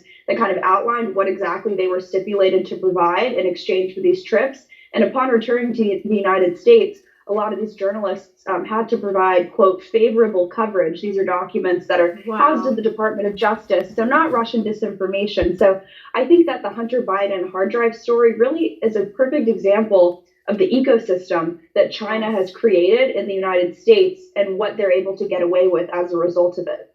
So why are they, though, covering this now? Why is the Washington Post and the New York Times and Politico? Now, they might not be fully covering it the way that we would want them to, as thoroughly and as honestly as we would want them to, but they are covering it. They are kind of admitting, oh, this is a little problematic. Why not just brush this under the rug if they are concerned about painting Joe Biden and his son in a bad light? Well, I think that anybody who's been watching the White House closely, even though it may be very painful to do that, knows that there's a bit of a shade war, I would call it, going on between Kamala and Joe Biden. And we had called this back, I think, even before the 2020 election, right when the hard drive stories were really hitting their peak in terms of, I would say, kind of the right-wing echo chamber, as much as these stories could break through, despite the bans and censorship and shadow banning. But that the contents of these hard drive, the hard drive would ultimately be used to either impeach Joe Biden or to bring about the invoking of the 25th Amendment. So in my opinion, I think that the mainstream media, along with their kind of, think tank DC arm, the people who create their talking points, have decided that it's time for Joe Biden to go. And I think that they know the most politically expedient way And frankly, you don't really even have to fabricate that much evidence, right? The dealings on the hard drive are pretty damning to Joe Biden's political credibility, legitimacy, and authority. So I think that they are using this hard drive now kind of as a leverage point, really as a cudgel against Joe Biden to bring about, as scary as it sounds, a President Kamala Harris, because nothing, at least domestically, obviously Ukraine has happened, the failure that is Afghanistan happened, but there's no real, I would say, change domestically that has precipitated such a massive shift for the mainstream media to now be covering Hunter Biden, right? It's not like Hunter Biden did anything else that really put himself in the news cycle. It sort of seemed to be like an organic development. And then suddenly all these, three-letter networks were covering the story in lockstep. So whenever you see the mainstream media and likely their fact checkers working in concert, to me, that's always a red flag that there's some, either major narrative shift happening or potential political tide turn that they're waiting to bring about, but they just have to kind of lay the groundwork. Right, because if it were just completely innocuous motivations, if it was just because they wanted to be honest, they would have reported on this a long time ago. So I think you're right. There's always a reason to question the timing of this kind of thing. Now, they're not reporting on it close enough to the midterms to where it would make a difference in that way. And I think that's probably also strategic. I don't know if this is a CYA move, or I'm sure it does have a lot to do with exactly what you're talking about, but I do think people should be thinking critically about that sort of thing. And also, it makes me look at the election.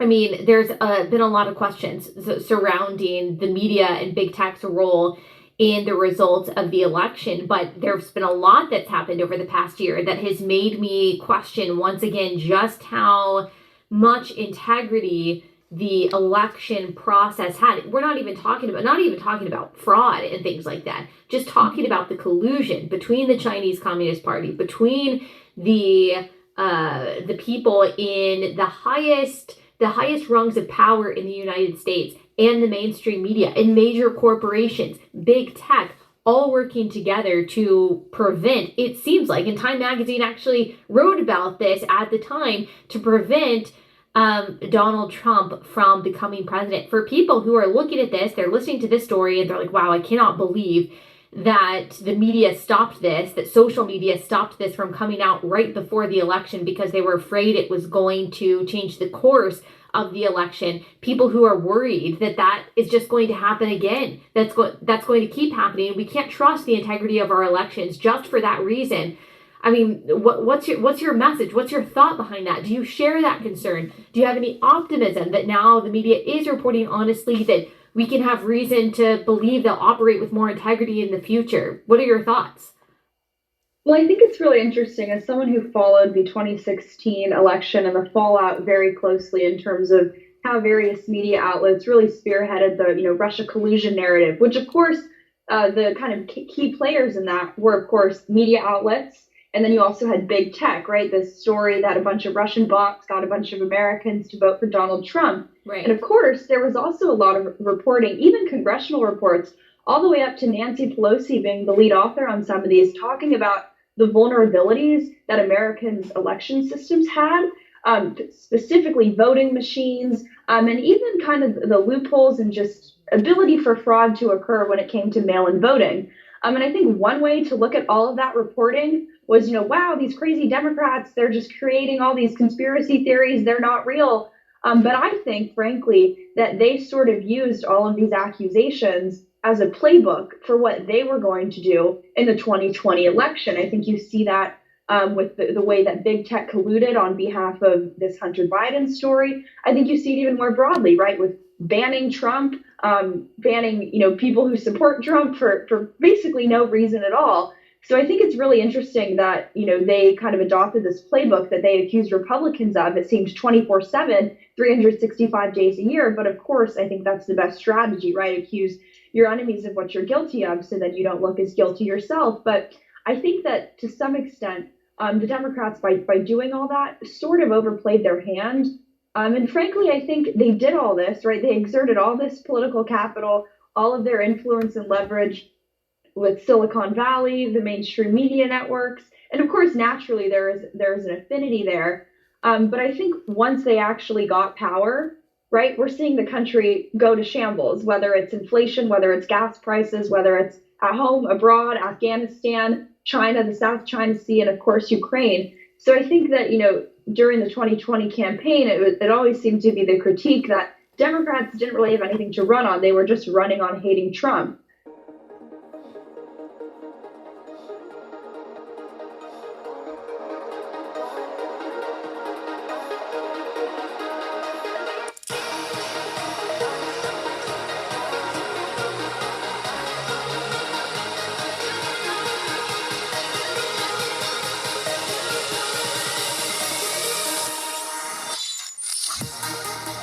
That's right. It's now time for a word from our awesome sponsor, Wendy's Boutique Limited. Wendy'sLimited.com. And Wendy'sLimited.com is offering the hottest new designer trends and brand name couture fashion styles. So you have to hear about Wendy's Boutique. Wendy'sLimited.com. Wendy'sLimited.com now has designer women's apparel and fine jewelry, sexy boutique fashions, very best prices online. And you know that at Wendy'sLimited.com, they know what a woman is, what a woman really is, right? So if you're a beautiful woman, or if you know a beautiful woman, and if you don't, stop listening to this show, okay? Right now, just stop. But if you happen to know a beautiful woman, and you are a beautiful woman, you have to know about Wendy'sLimited.com. So these are the sexiest boutique fashions anywhere, very best prices online, beautiful luxury products, guaranteed authentic, guaranteed, no Chinese knockoffs ever. So this is the real deal. This is the real, the legit, best prices, hottest couture gear, fragrances. We had Tom Ford shades, great deal on the Tom Ford shades. Everybody loves Tom Ford shades. So you can expect to find Gucci apparel, Hermes shoes, Prada jewelry, all at Wendy'sLimited.com. And you got to remember, Wendy'sLimited.com is really now famous for canceling Balenciaga when it mattered, right? So we're not having any of that over here. This is a woman-owned enterprise, all-American, family-run organization, Wendy'sLimited.com, Wendy'sLimited.com. You got to come join the craze. Hottest new designer trends, guys. Wendy's Boutique Limited. We need your support. And she's been courageous to support the show, Wendy'sLimited.com.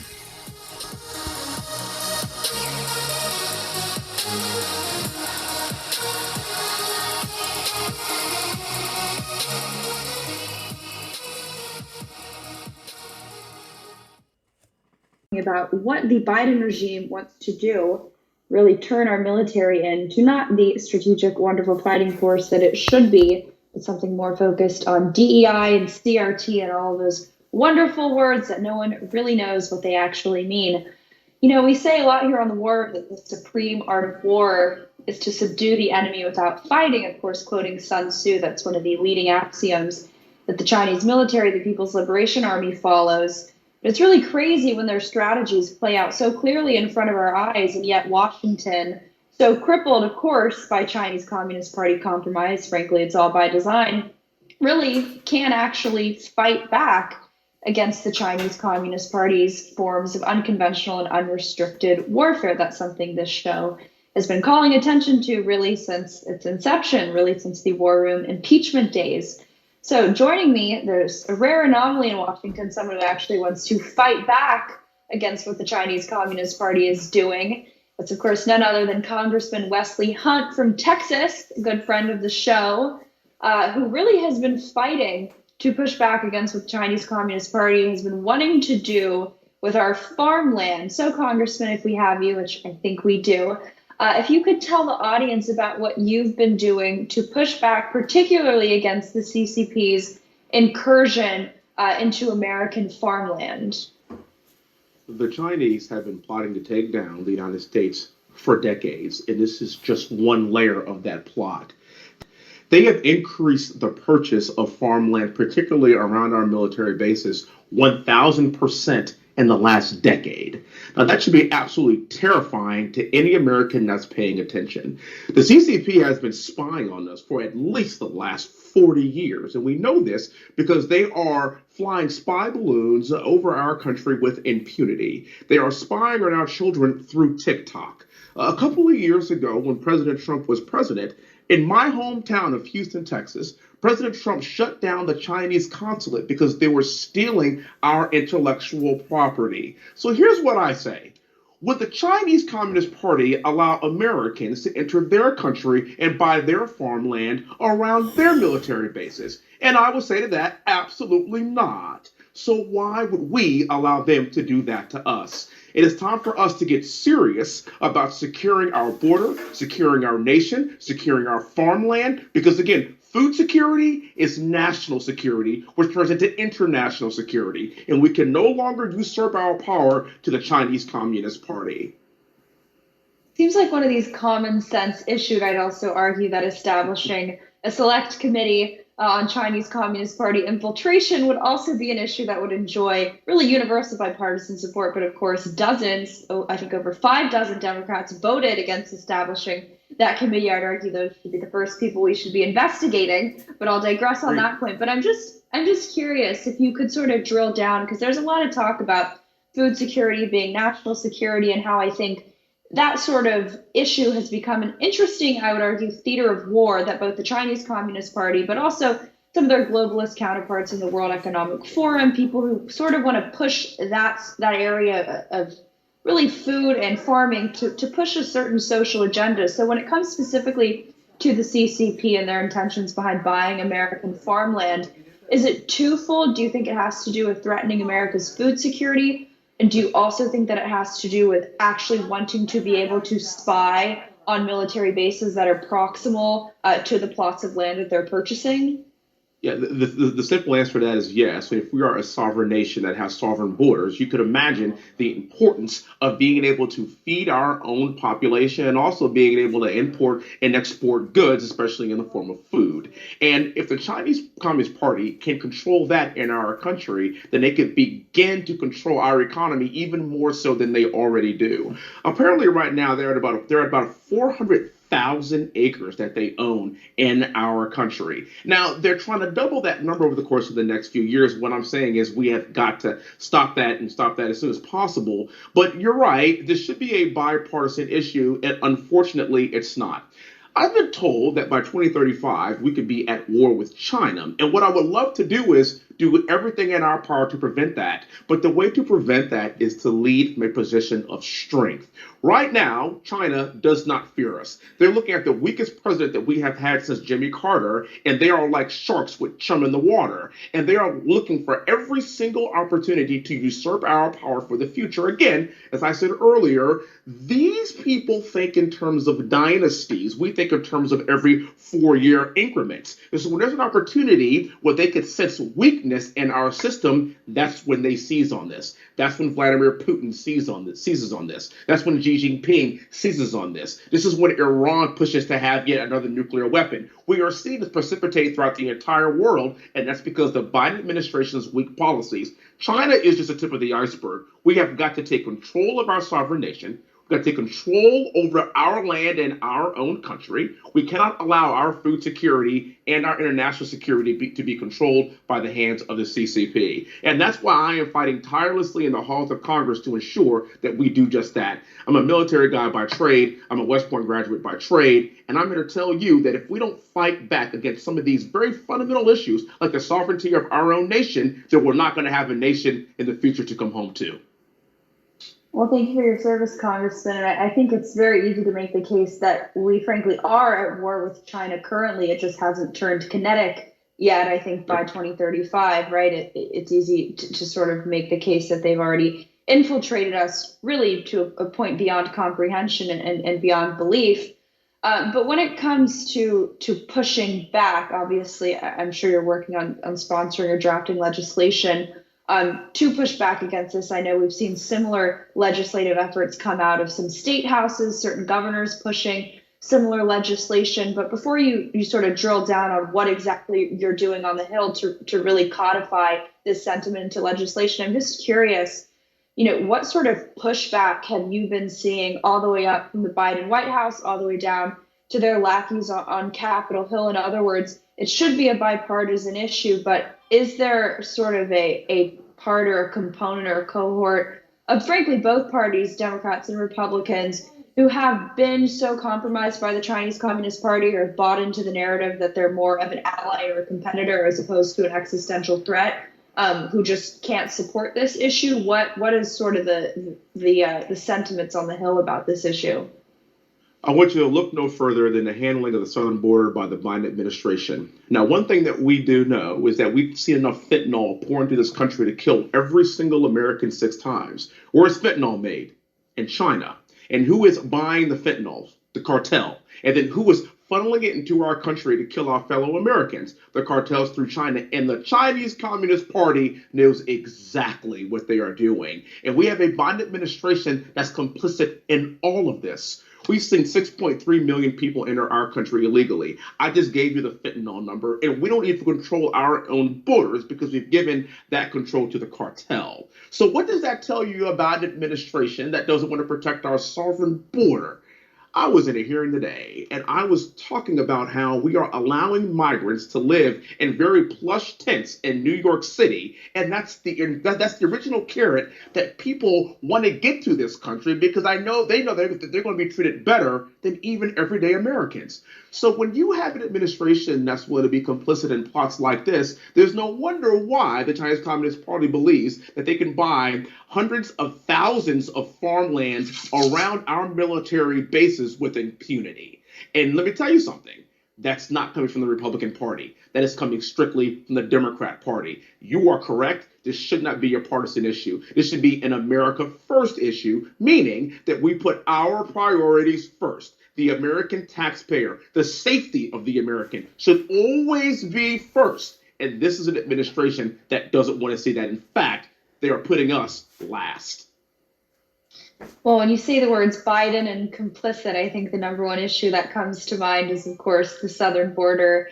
As you mentioned, you gave a wonderful speech. There was a wonderful hearing in the Judiciary Committee today about Biden's border crisis. I was about to say his botched withdrawal, but that was yesterday. We had one of your colleagues on talking about how the Biden regime also failed miserably in Afghanistan. But I think it sort of brings me to what I want to ask you about, which is there are a lot of people who are quick to say that the Biden regime is just incompetent, and that's why we keep seeing these issues happening, whether it's our border, whether it's the border between Ukraine and Russia, or whether it's the border in Afghanistan. But when lightning kind of hits the same place twice, 3, 4, 5, 6, 7 times, it almost makes you think that there's something else going on. So I think why your speech today was so wonderful and so insightful is because you really laid out the carrots. In other words, the way that the Biden regime is enticing and frankly inviting this border surge, this border crisis from really day one of their administration. So before I let you go, if you just want to sort of walk through, in your opinion, if you think that what's going on at the southern border, if it is intentional on the hands of the Biden regime, and if so, how exactly they're going about enticing these massive waves, really tidal waves of migrants from countries, including China.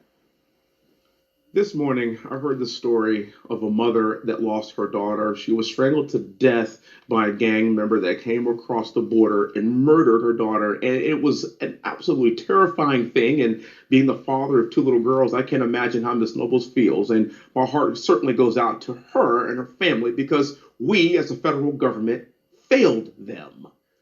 The number one role of the federal government is to keep our citizens safe. That's what I risk my life for as an Apache pilot in the Army. That's what thousands of brave men and women do every single day, is to keep our nation a sovereign nation. And so when you are looking at an administration that has chosen to do absolutely nothing about the southern border, but to continue to allow criminals enter our country with impunity, we have allowed the cartels to run our border with impunity, and yet they continue to allow this to happen. Kamala Harris was deemed to be our border czar a long time ago, and this woman hasn't even gone down to visit the border. Mayorkas needs to be impeached. We know all these things because that's a great derelict of duty when your number one role is to keep citizens safe, and you don't do that. It's their inaction that's shown so much to me. And you're right, the word complicit comes to mind. The idea that they want to keep us safe, they don't want to keep us safe. That's what comes to my mind. And I wonder why. What are you going to get from having 6 million people enter our country illegally? That's the equivalent to 7 or 8 congressional districts. Why would you allow this to happen in our country? And that's because you want to turn this into a socialist nation. And there are congressmen and women like me that are standing up and we're saying absolutely not on our watch. And look, we have 2 more years of this. Joe Biden's administration is not going to stop, but it's up to us in Congress to show the American people, look, if you put us in charge, you let us have the House, you let us have the Senate, you put us in charge of the presidency, here's what we can do to protect our citizens and get this country back to the way it was when President Trump was our president, particularly before the pandemic. That's what we have to fight tirelessly for. It's a game of inches, and we are in it for the long haul. The Biden regime is certainly a clown show, but that might be too nice to clowns. You're very kind. You're very kind. Congressman, thank you so much for joining us. It really is an honor to have you on. If people want to follow you on social media and support you and your work, where can they go? Please go wesleyfortexas.com. That's wesleyfortexas.com. All my handles are there. And again, love being on the show. Please give Steve my best. Please, anytime, let me know. God bless you, and thank you so much. Of course. Thank you so much for coming on, sir. Well, moving on along down the southern border and all the craziness that's going on there, it's not just that these illegal aliens are being met and allowed to enter this country with impunity. They're actually getting 5-star accommodations and flat screen TVs and Xboxes and beds and 3 meals a day and phones, and the list goes on. They're almost as well funded as the Ukrainian military. Basically, any country except the United States seems to be number one on the priority list of the Biden regime. Do you know that half of the hotel rooms in New York City right now are presently being occupied by illegal aliens?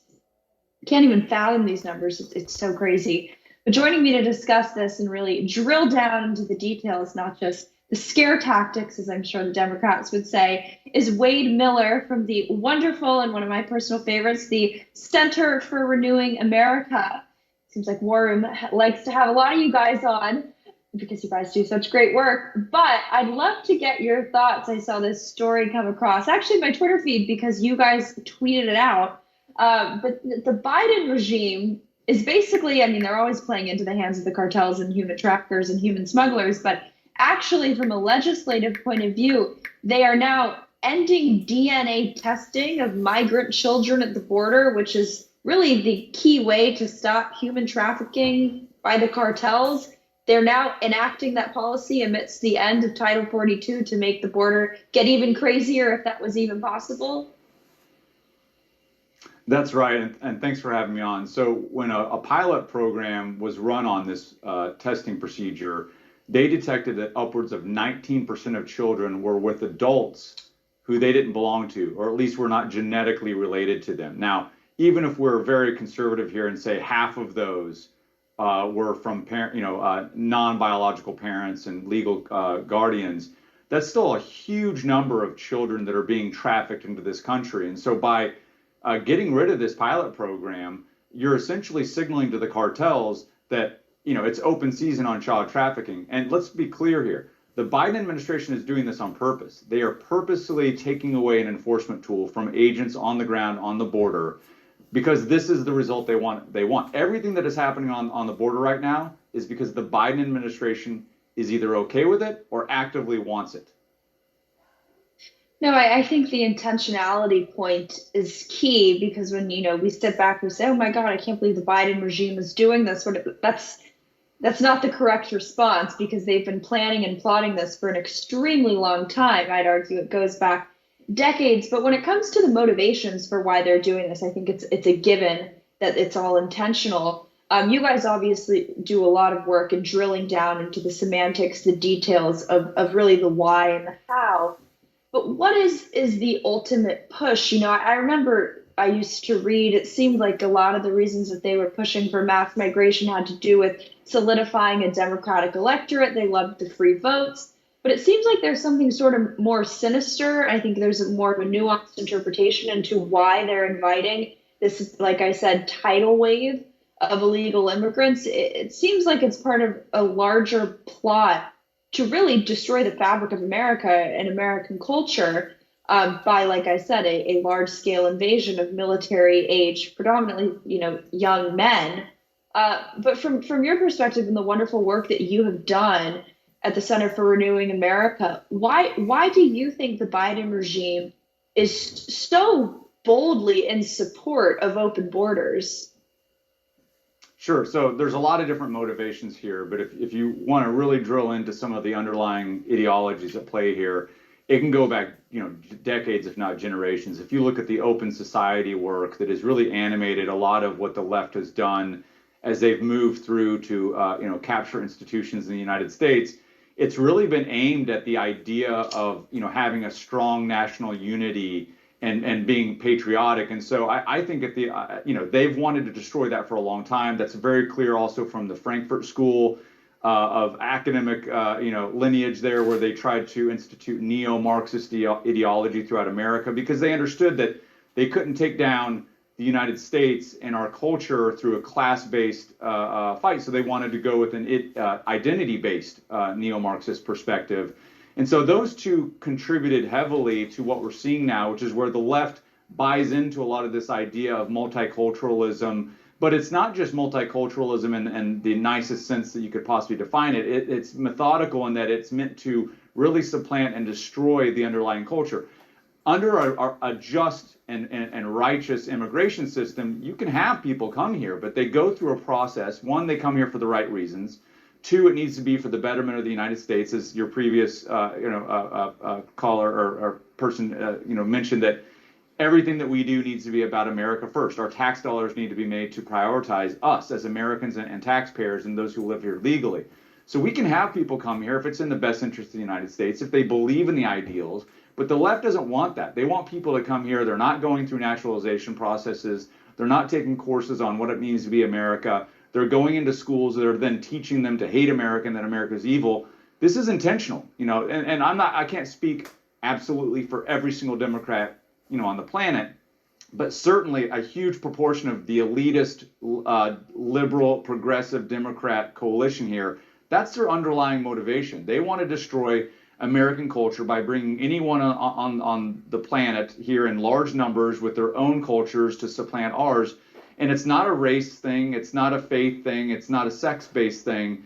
It's just bringing people here who do not agree with the underlying culture. And that animates a lot of it. And look, they also know that downstream from this will be people who tend to vote for them, because a lot of the people who come here illegally, unlike people who qualify to come here legally, are going to qualify for a lot of public benefits. And why would you want to vote against Santa Claus in elections when that's where your bread and butter is? That's who's taking care of you through all sorts of programs and benefits. It's not, the left is going to say that everything that I just said is xenophobic and racist. It's not racist. It's not xenophobic. I'm just calling out what the left is doing. We're fine with people coming here who want to love America and become a part of our society and uplift our culture and our principles. But we're not okay with people coming here that want to destroy America. And the Democrats know that, and that's what they're actually fomenting and uplifting right now. I think there's no shortage of issues that Republicans love to show how spineless they can be on. I think immigration might just take the cake, legal and illegal. Unfortunately, we know there's a huge corporatist faction within the Republican Party who loves their cheap labor, at least for their donors. But speaking about how Republicans can actually push back from the legislative side of things, it seems like the Texas House having some interesting stuff, not almost as crazy as what's going on the southern border, not quite, but go on in terms of their efforts to push back against what's unfolding on their state's borders. If you want to walk us through what's going on there. Sure. So I get a little bit tired of Republicans just pointing at Joe Biden and saying the border is all his fault. It is primarily his fault. And I agree wholeheartedly when people come on here and blame him and attack him for supporting open borders. But Republicans have the ability, especially in states they control, to secure the border. So Texas can secure their border right now. They can invoke Article 1, Section 10, Clause 3, and do it themselves. They can lock down sections of border and remove people back across the border, specifically because President Biden is not upholding Article 4, Section 4. This doesn't violate federal immigration law. It doesn't violate Arizona v. U.S. because this is a constitutional authority. It is not inferior to federal statutes. It gets you outside of the immigration law silo and firmly in a constitutional position. And we actually had a bill in Texas, HB 20, that had language to this effect to kind of affirm and support the governor's ability to do this. And the speaker there, Dade Phelan, killed the bill. He sabotaged it after, essentially signaling that it was going to pass, making it a speaker priority, and then at the last minute killing it. And then, of course, a week later, he shows up on the Texas floor so drunk he can barely speak. This is the kind of clown show that is going on in Texas. We need leadership there. And, to his credit, the Attorney General of Texas, Ken Paxton, just today called on the Speaker of the Texas House, a Republican, to resign for his conduct. And I think that that's the right play call here.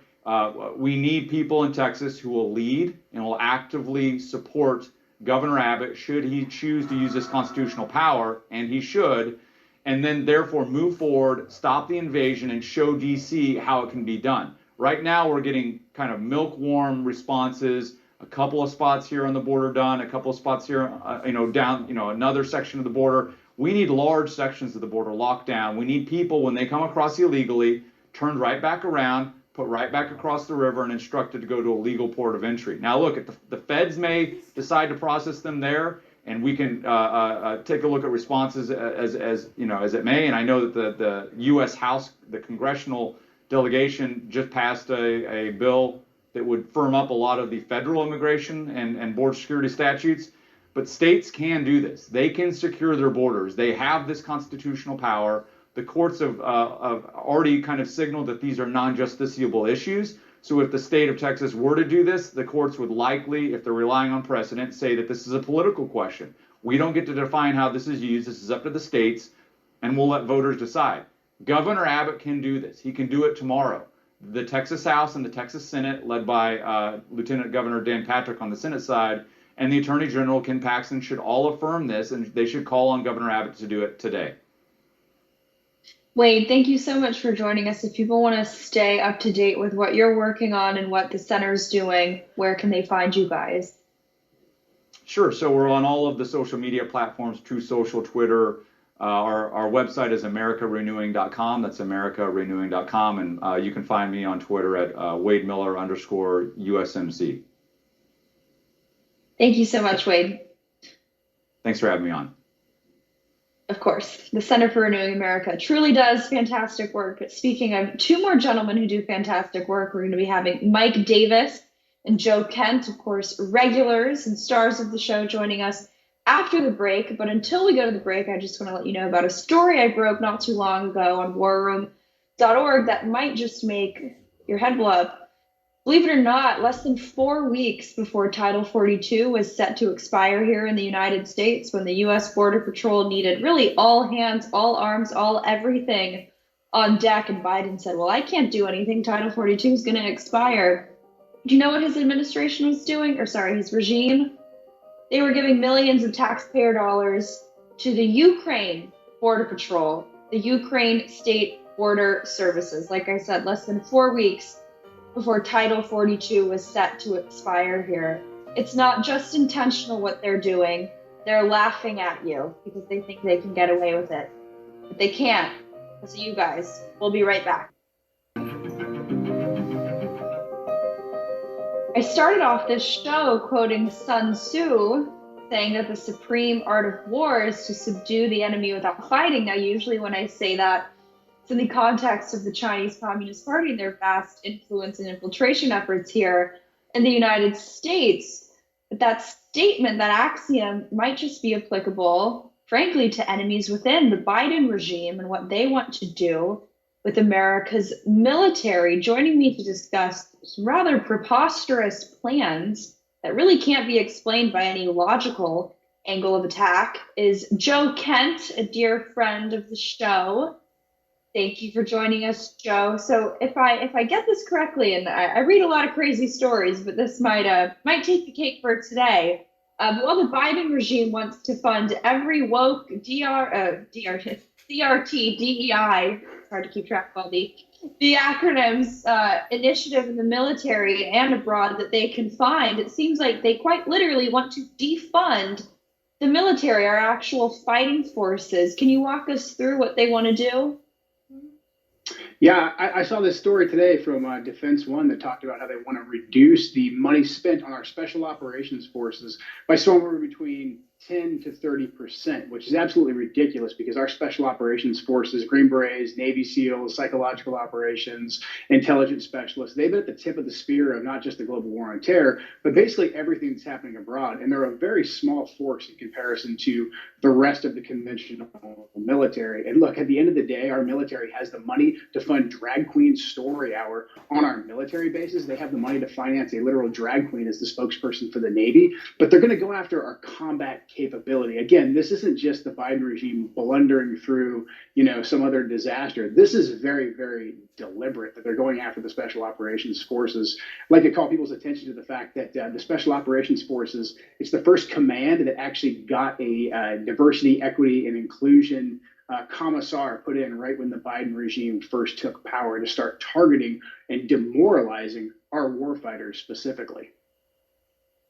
There's been a lot of talk about prioritization of payments with the debt ceiling, right? Steve always says that. And I think that's sort of an interesting parallel to draw here because it seems that the Biden regime has prioritized the payments of, like you said, these woke DEI-driven commissars, and not even just funding drag queen story hours on our bases, but funding them abroad in all of these other countries.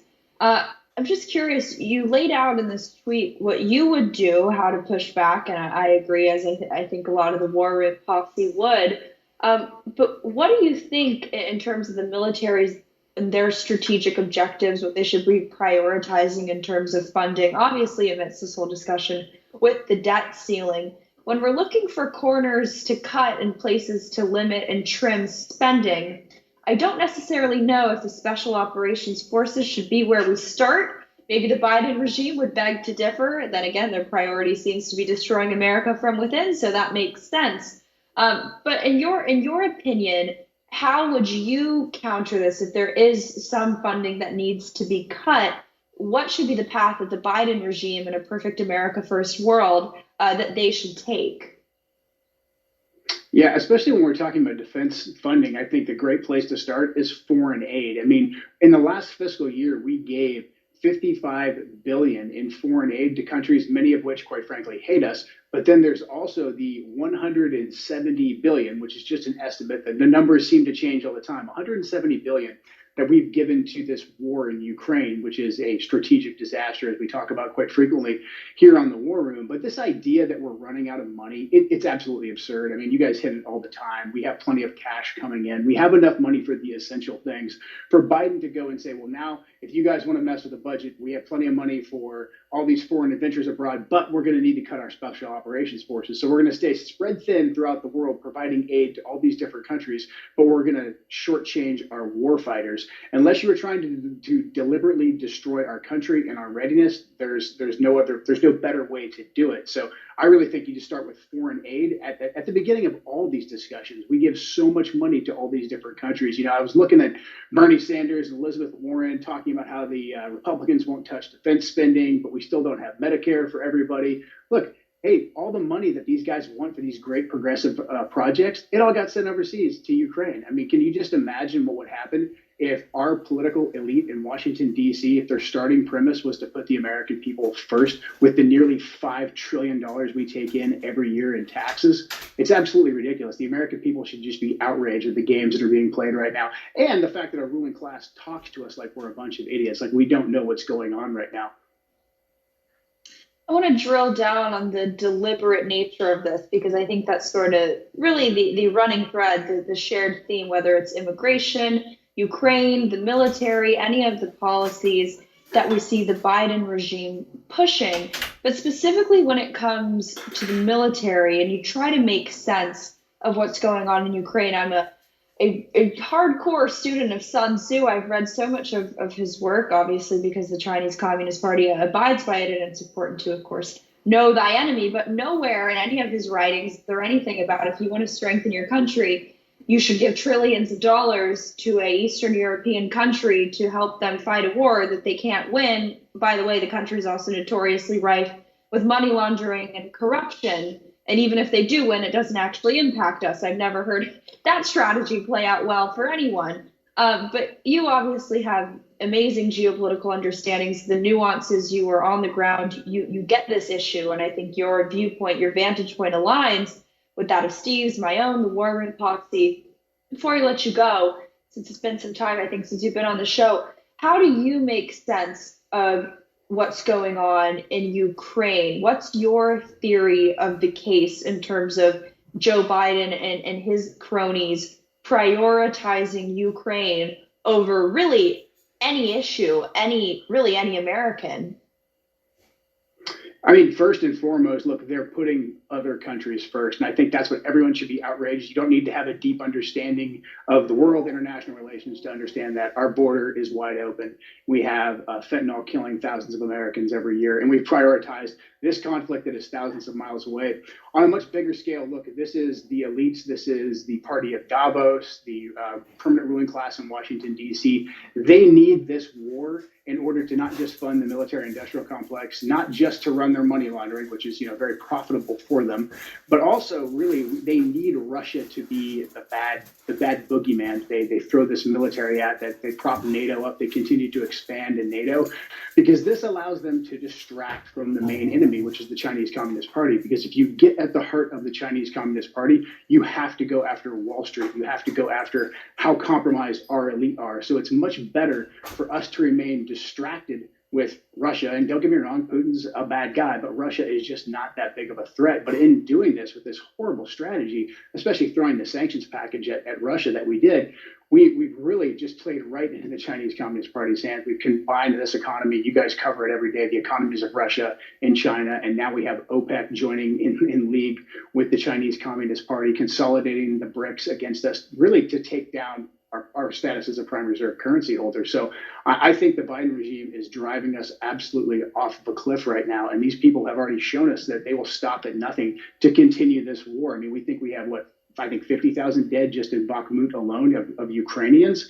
I mean, this is going to keep going on until we actually get tough and we defund it. We need people in Congress right now to demand that our elected officials actually have some accountability and call for a war powers resolution and make every single representative put their name on the dotted line. And the American people need to demand an absolute end to this before we hit World War III potentially, because Putin will not lose in Ukraine. I don't say that because I want Putin to win. I say that because the sovereignty of their border is in their vital national security interest. It is an existential threat to Russia. So the more that we push NATO, the more that we continue to attempt to bleed Russia out via Ukraine, the closer we move to World War III or the Chinese Communist Party taking down our status as a prime reserve currency holder. So there's no gain for the U.S. here. There's only a gain for our permanent political class.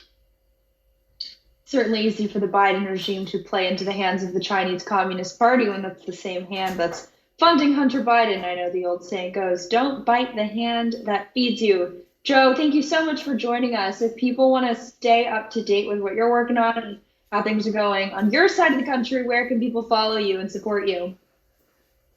Yeah, please go to joekentforcongress.com. If anybody can give any amount, $5, $10, $15 per month, that helps me gain the momentum to take down the Democrat. This is the most flippable seat in 2024. joekentforcongress.com is the place for that. Thank you so much for having me, Natalie.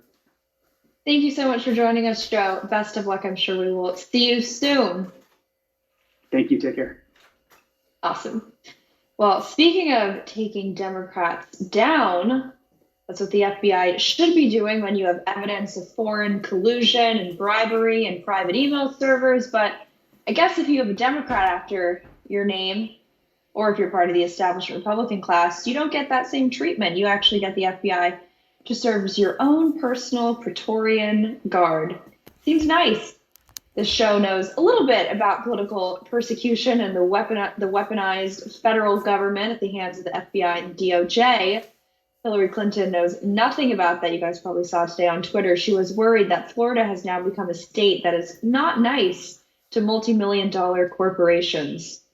Shows you where her priorities lie and always have lied. Joining me to discuss really some groundbreaking revelations about what the FBI has been doing, or frankly hasn't been doing, when it comes to the notorious Clinton family, is a good friend of the show, Mike Davis, who put out, if I may say so myself, a pretty fire press release from the Article 3 Project today, talking about what we know the FBI really was a dereliction of duty, but the intentionality behind that when it came to running cover for the Clinton family. Meanwhile, of course, really indicting, at least in the court of public opinion, the Trump family for bogus ties to Russia. Mike, if we have you down the line, I think we do, if you could walk us through what we now know for certain the FBI did or frankly didn't do when it came to the Clinton family. Yeah, thank you, Natalie. The FBI knew that then Secretary of State had an illegal home server with America's most classified secrets when she was the Secretary of State.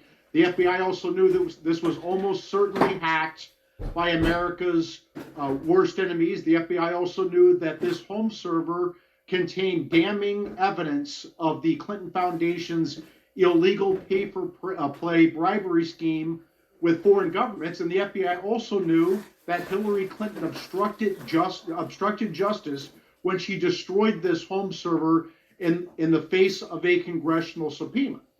So let's look at what did the FBI do? How did they respond to this? Well, we just found out from the New York Times yesterday that the FBI returned or destroyed the remaining evidence to Hillary Clinton. And we also know that the FBI colluded in 2016 with Hillary Clinton's presidential campaign, along with President Obama, Vice President Biden, the Obama Attorney General, the Obama CIA Director, and others to concoct the baseless Russian collusion hoax against President Trump in July of 2016 to distract from Hillary Clinton's own troubles. And we know that this led to the bogus Crossfire Hurricane investigation against President Trump that hobbled him during the first 3 years of his presidency. And look, I mean, they did the same thing. Not only did they interfere in the 2016 election, they also interfered in the 2020 election by burying evidence that the Bidens were corruptly taking millions of dollars from Chinese, Ukrainian, and Romanian oligarchs. And we also know from my former boss, Chuck Grassley, that the FBI has evidence that then Vice President took a foreign bribe and changed American policy, and the FBI buried this through 2020 and even through today. They're still burying, they're still hiding this evidence. So we have 2016 the FBI interfered with, 2020 the FBI interfered with, and they're interfering in 2024 by ordering this unprecedented, unlawful, unnecessary home raid on the office of former President in Mar-a-Lago back in August. And the real reason they did this, as we've discussed repeatedly on the show, Natalie, is because the FBI was trying to get back President Trump's declassified copy of the Crossfire Hurricane records that he declassified via presidential memo the day before he left office, and President Biden never made them public. You know, you have Jim Jordan speaking on Sunday with Maria Bartiromo, actually threatening FBI their funding in reaction, rather in response to the Durham report, and of course their continued stonewalling of that FD 1023 form detailing that pay-for-play scheme. You've obviously always held congressional Republicans' feet to the fire. You've been doing it for quite some time now, and we've seen pretty good results on that end. What do you think congressional Republicans, specifically leadership, needs to do to actually turn this whole thing around, actually get some real accountability, if at this point it's even possible?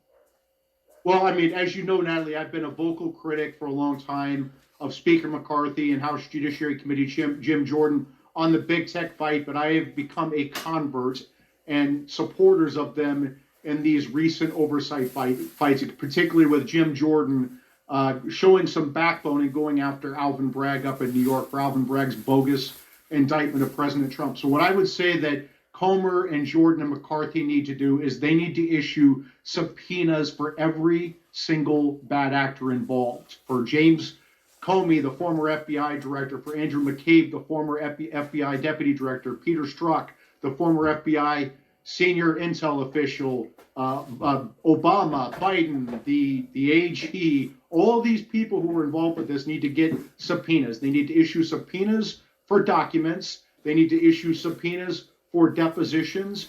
and then they need to issue subpoenas for public hearings. They need to be brought before the American people and make them explain to the American people what they knew and when they knew it, what they did and why. And there needs to be political accountability here. I don't think they can raise the Fifth Amendment saying that they don't want to incriminate themselves, because I think they're beyond the statute of limitations here. So they have no reason they can't come testify. They need to issue subpoenas and get these people before Congress immediately and get their documents before that.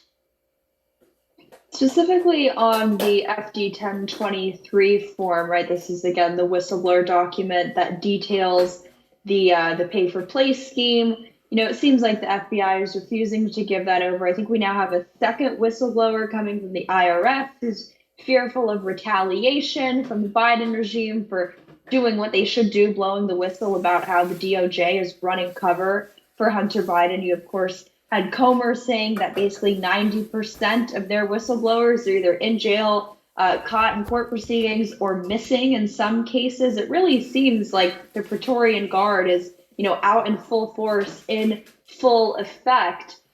From a legal standpoint, do you think congressional Republicans, I know you say you're a convert, but on those fronts, right, on specifically on the whistleblower, are they doing enough? Where do we stand with that? And using your brilliant legal mind, how would you get the FBI to comply? How would you actually get to see and get our hands on that document? Well, I would just say that this is a red line, and Chris Wray has to comply with the subpoena. And if he doesn't comply with the subpoena, then House Republicans need to hold him in contempt of Congress, and they need to cut off his funding, and they need to make it very painful until he complies with the subpoena. I worked for Chuck Grassley 2 times, once when I graduated from college and once for the first 2 years of the Trump administration, like 18 years later. And I'll tell you what, Chuck Grassley has been the king of oversight and the great protector of whistleblowers for 40 plus years in Congress. And he knows this document exists. He never overplays his hands. When he says something is true, it's true. So I guarantee you that this document exists. I guarantee you that this document evidences that then Vice President Blaze, king of oversight and the great protector of whistleblowers for 40 of the Trump administration, like 18 years later. And I'll tell you what, Chuck Grassley has been the king of oversight and the great protector of whistleblowers for 40 plus years in Congress. And he knows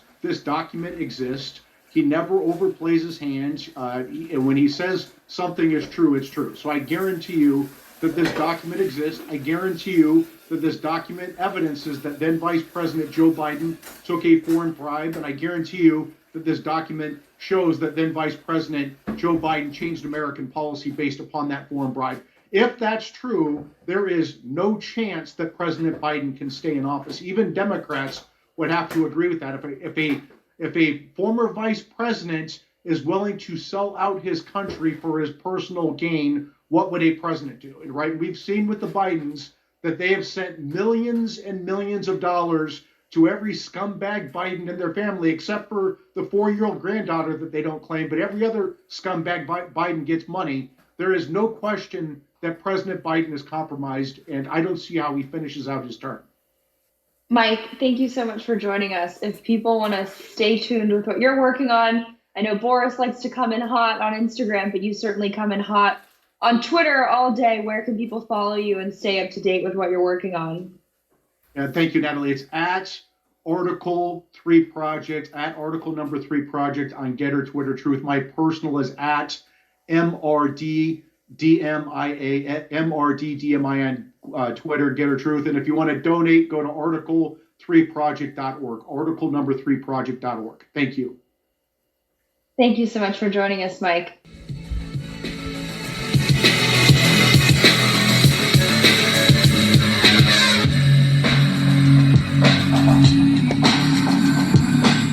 So here we are, guys. We're back with Wendy's Boutique, wendyslimited.com, wendyslimited.com, and the hottest boutique couture online, boutique supremacy online, Wendy's Boutique. So we've got to remind you guys, wendyslimited.com, our great sponsor.